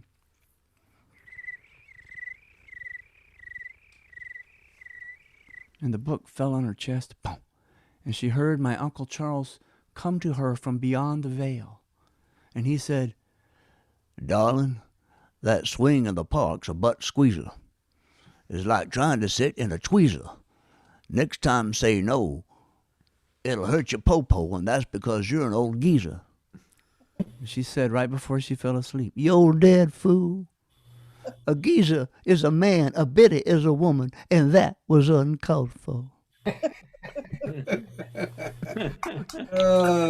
Andy, that's awesome.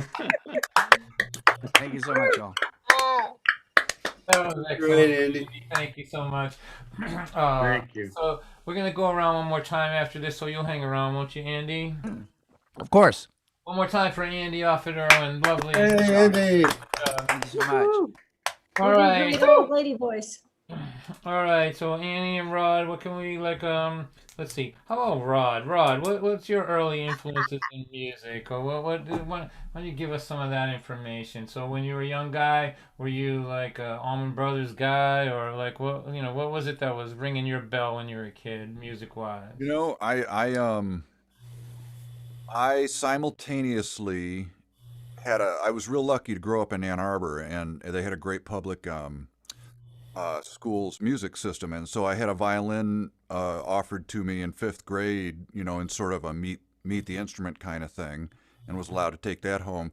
And I also became infatuated with Elton John about that point, and so I started, learning violin, but also being totally immersed in that sort of Captain Fantastic, Goodbye Yellow Brick Road era, and soaking up and learning anything that Davy Johnstone would have played in that band. And then kept playing the violin for a while until I got totally seduced by rock and roll and became very much I think, sort of in order, a Aerosmith, Led Zeppelin, Jeff Beck, Frank Zappa kind of guy, and loved all that stuff. So I was always, So folk music. well, yeah, and somewhere along that line, got into a couple jazz bands playing upright bass. So it was sort of just a mishmash of stuff. All right, so how about you and I make it the Zoom date to just talk Zappa one day? Well, just asking, have you seen the documentary? Have you seen the Yeah, I say everything. There's nothing that happens with Zappa I don't know. Everything. I hadn't seen this recent thing. I It's think beautiful. It's lovely, wonderful, excellent. It's a bunch of stuff from the archives, but let's not horrify our folk and storytelling. I know. True American songwriter. Am I right? What's that? I said a true American songwriter. He's my, there's a mood that I get in, not infrequently, where only Zappa will cure me. so anyway, so that's good. What about Annie? Just quickly, what about you? While he was doing Zappa and Aerosmith, what were you doing? Oh my God, you're doing the intro to the song we were going to play. Well, I went from James Taylor and Carole King and Elton John and I'm a little bit older than he is too, so, my trajectory, and then to Heart and Aerosmith and Pat Benatar and all the girls with guitars, and then, the coffee house, Sean Colvins and Dar Williams and Jonathan Brooke, Yeah. Right, but up to that point, right, you two are the most circuitous route to folk music that I've ever heard. Yes, it was always there, both in the sense of acoustic instruments and I just recently found a number of old folk guitar books I had when I first started playing guitar, but it was never realized till much, much later for us. Yeah.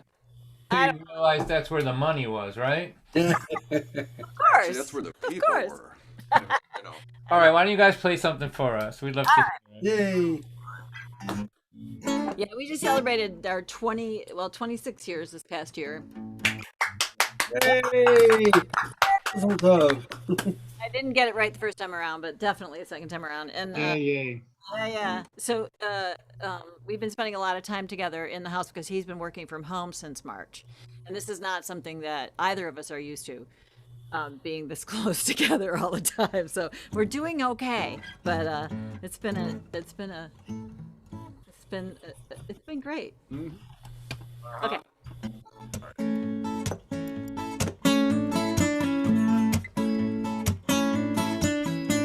I wonder sometimes how I got here. The who I've become came out of nowhere, and I like to think that you're the one to blame. I never had a pedestal to stand on. There surely wasn't anything I planned on, but you make me feel like I put all my past selves to shame. Could have blown me over with a tiny little feather when you first told me you wanna be together, oh, you and me, bell bottoms and leather. See, I was Pat Benatar and you were Frank Zappa. Whoever could imagine this ever would have happened? Guess it's true what they say about opposites attracting. Once upon a time there was a train wreck. St. Christopher was hanging around her neck. Oh, and everywhere she went there were moments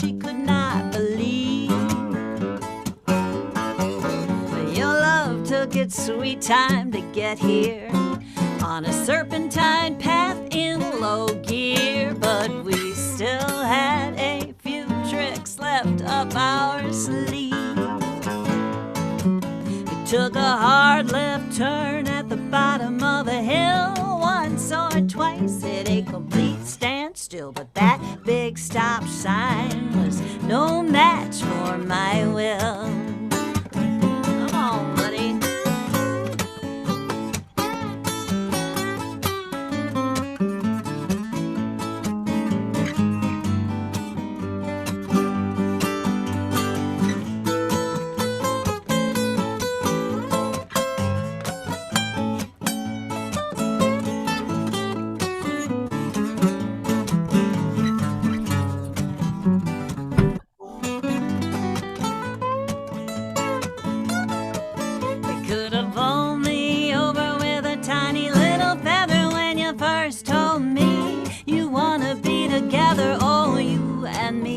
Bell-bottoms and leather. See, I was Pep Benatar and you were Frank Zappa. Whoever could imagine this ever would have happened? It's true what they say about opposites attracting. And I still wonder sometimes how I got here. The who I've become came out of nowhere, and I like to think that you're the one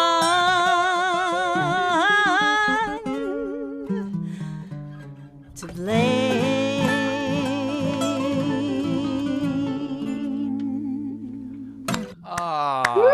Oh man, that was awesome.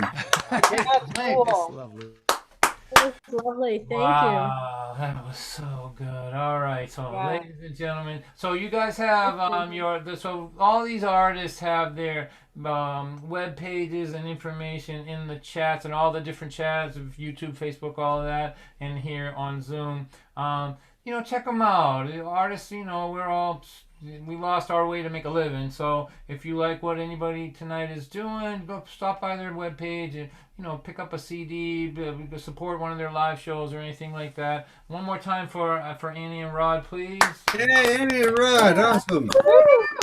All right, so we like to wrap this thing up not too much past 9:30. Looks like we're going to be in the 9:40 zone here. So what we're going to do is our quasi lightning round. So that doesn't mean that you have to do a 1-minute song, but we have created a list of all the songs that you can't do.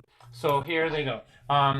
Alice's Restaurant, the long version of Whippin' Post from the Allman Brothers, Sad-Eyed Lady of the Lowlands, any Bob Dylan song I think probably would be especially Desolation Row and all of those ones. And if anyone can think of any others that we can take off the list here, we just yell them out. Go ahead. Hey, Magic Jude. Bus by the Who.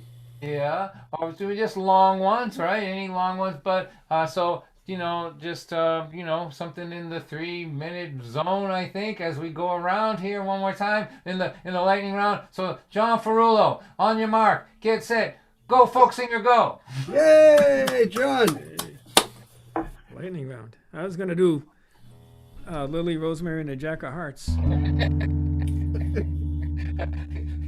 You'd be surprised that mute button, how it goes.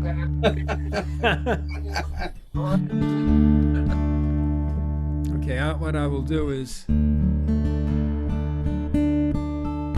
do another semi-happy song. This is fairly new. It's only a couple weeks old.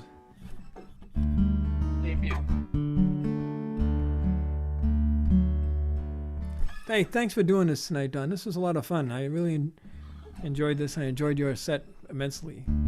I heard some songs I haven't heard in a while.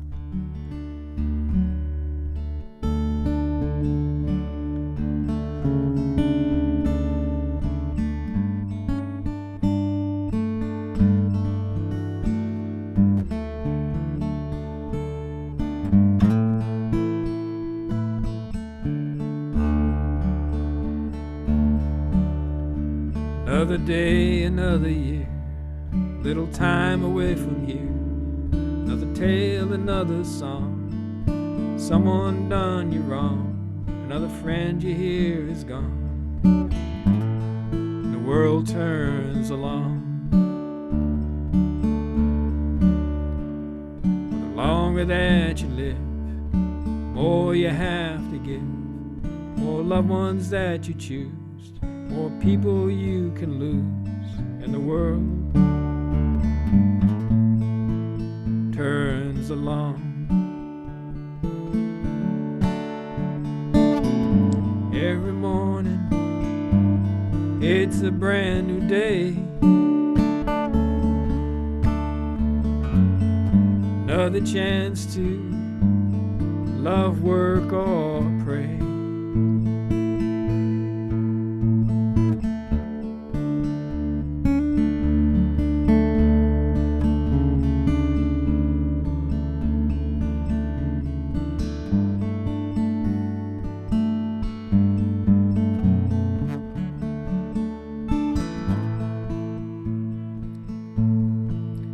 Let us raise another glass to the future and the past, the friends that we have known. No one's here alone on this giant spinning stone. The world turns along on this giant spinning stone.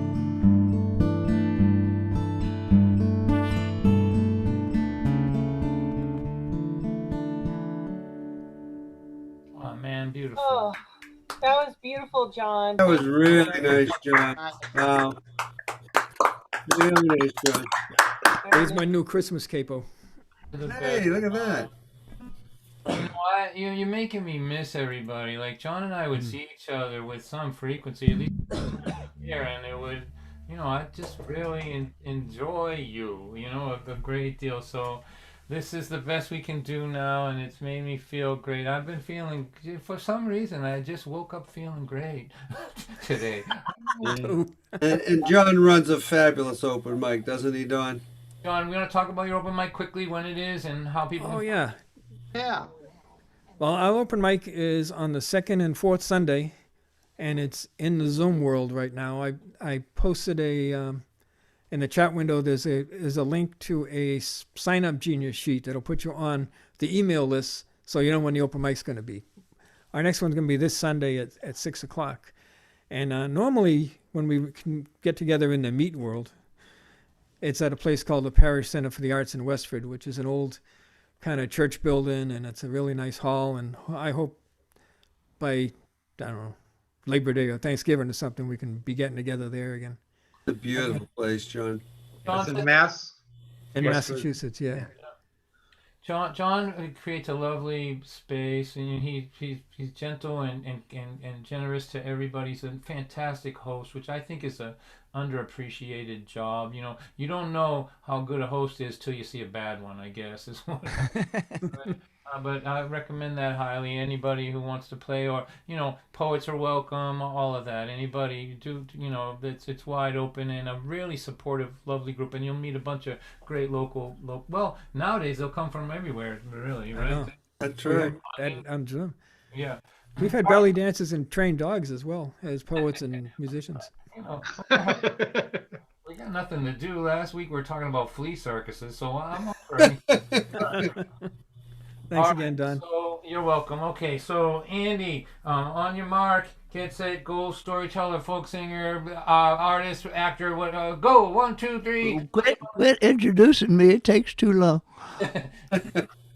But just wanted to tell you briefly, when Barack Obama was elected president, my great nephew Liam was 9 years old, and I pulled out a trinket that I had kept for years and years, but it was just too tacky to put in my house. But then I realized I wanted it there.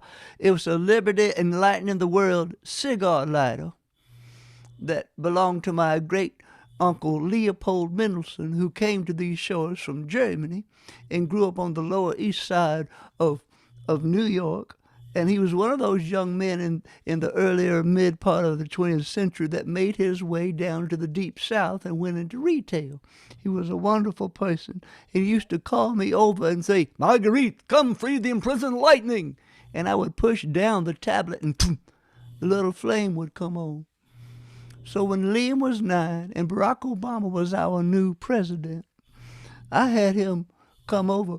"Liam, come free the imprisoned lightning." Of course, he was a little boy, wanted to play with a lighter, but I said, "But first, you have to look at Lady Liberty's feet." I said, "What do you see?" He said, "I see chains and shackles." I said, "That's right. She had chains and shackles around her ankles and her feet. Her right foot is picking up and she is moving forward because the Constitution is a living document. That's why we say more perfect, because it's grammatically incorrect." And he said, "Well, let me do it." I said, "Wait, let me tell you. She was an idea by a man named Edouard Leboulet in France, and he said, United States, they've emancipated the people who were slaves. We need to celebrate that. Let's give her something big." And he talked to a man called Edouard, that was Leboulet, Frederic Bartholdi, who designed her. "And do you know who built the inside of her?" she asked Liam, and he said, "No." "Gustav Eiffel." Now, the Eiffel Tower was easy. All they had to do was lean it all together, but he had to make undulating things to go inside of her. Well, there was a gift. Can you imagine being in a country so great that another country would want to give us such a colossal gift? Well, we had to raise money for her pedestal. That's only fair. And Mr. Pulitzer got some advertising, and people gave nickels and dimes and dollars. People made that pedestal happen. And there was a poet named Emma Lazarus who wrote a sonnet to help raise money. And that's down there at the base of the statue when you get to go see it. And it reads, "Not like the brazen giant of Greek fame with conquering limbs astride from land to land. Here at our sea-washed sunset gate shall stand a mighty woman with a torch whose flame is the imprisoned lightning, and her name, Mother of Exiles. From her beacon hand glows worldwide welcome. Her mild eyes command the air bridge harbor that twin cities frame. Keep ancient lands your storied pomp," cries she with silent lips. "Bring me your tired, your poor, your huddled masses yearning to breathe free, the wretched refuse of your teeming shore. Send these, the homeless, tempest-tossed to me. I lift my lamp beside the golden door." I think that yesterday, y'all, we all felt maybe the feathers of the wings of an angel of our better nature. Something was happening. So God bless us all, and God bless America. Your Aunt Marguerite loves you. Wow, that was so beautiful, Andy. Yeah. Thank you for that. Thanks, Andy. Thank you so much. Don, thank you for having me. It's been just a pleasure and an honor and just fun as all get out. Thank you. Andy, you're welcome. Thank you. Anytime, buddy. Thank My you. goodness. That was very emotional for me. Yeah, it really was. Yeah, that was just wonderful. All right, one more time for Andy, man. That was great. Beautiful, Andy. All right, Andy. All right, so Annie and Rod, on your mark, get set. 1, 2, 3, do something. All right, this is the shortest song we've ever got. All right, ready? While it lasted. 1, 2, 3, 1,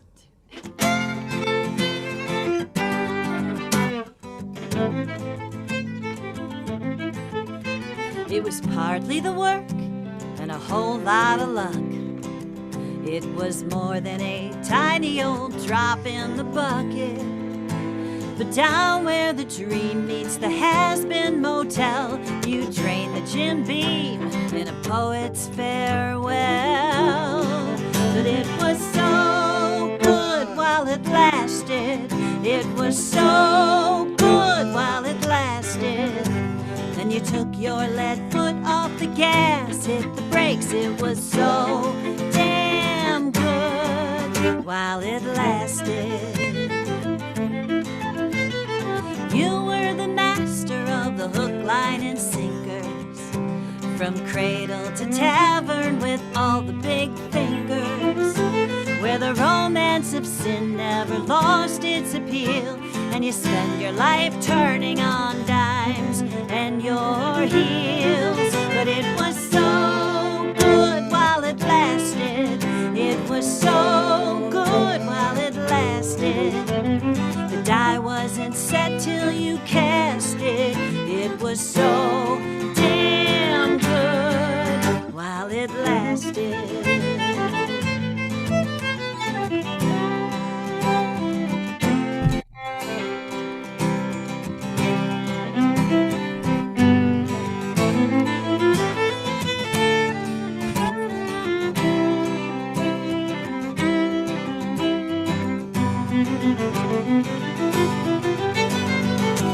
From your whiskey-soaked memories, you'll conjure up the best. And you never once let yourself feel the sting of regret. 'Cause it was so good. It was so good while it lasted. You had a room Ritz, but you trashed it. It was so damn good. It was so damn good. It was so good while it lasted.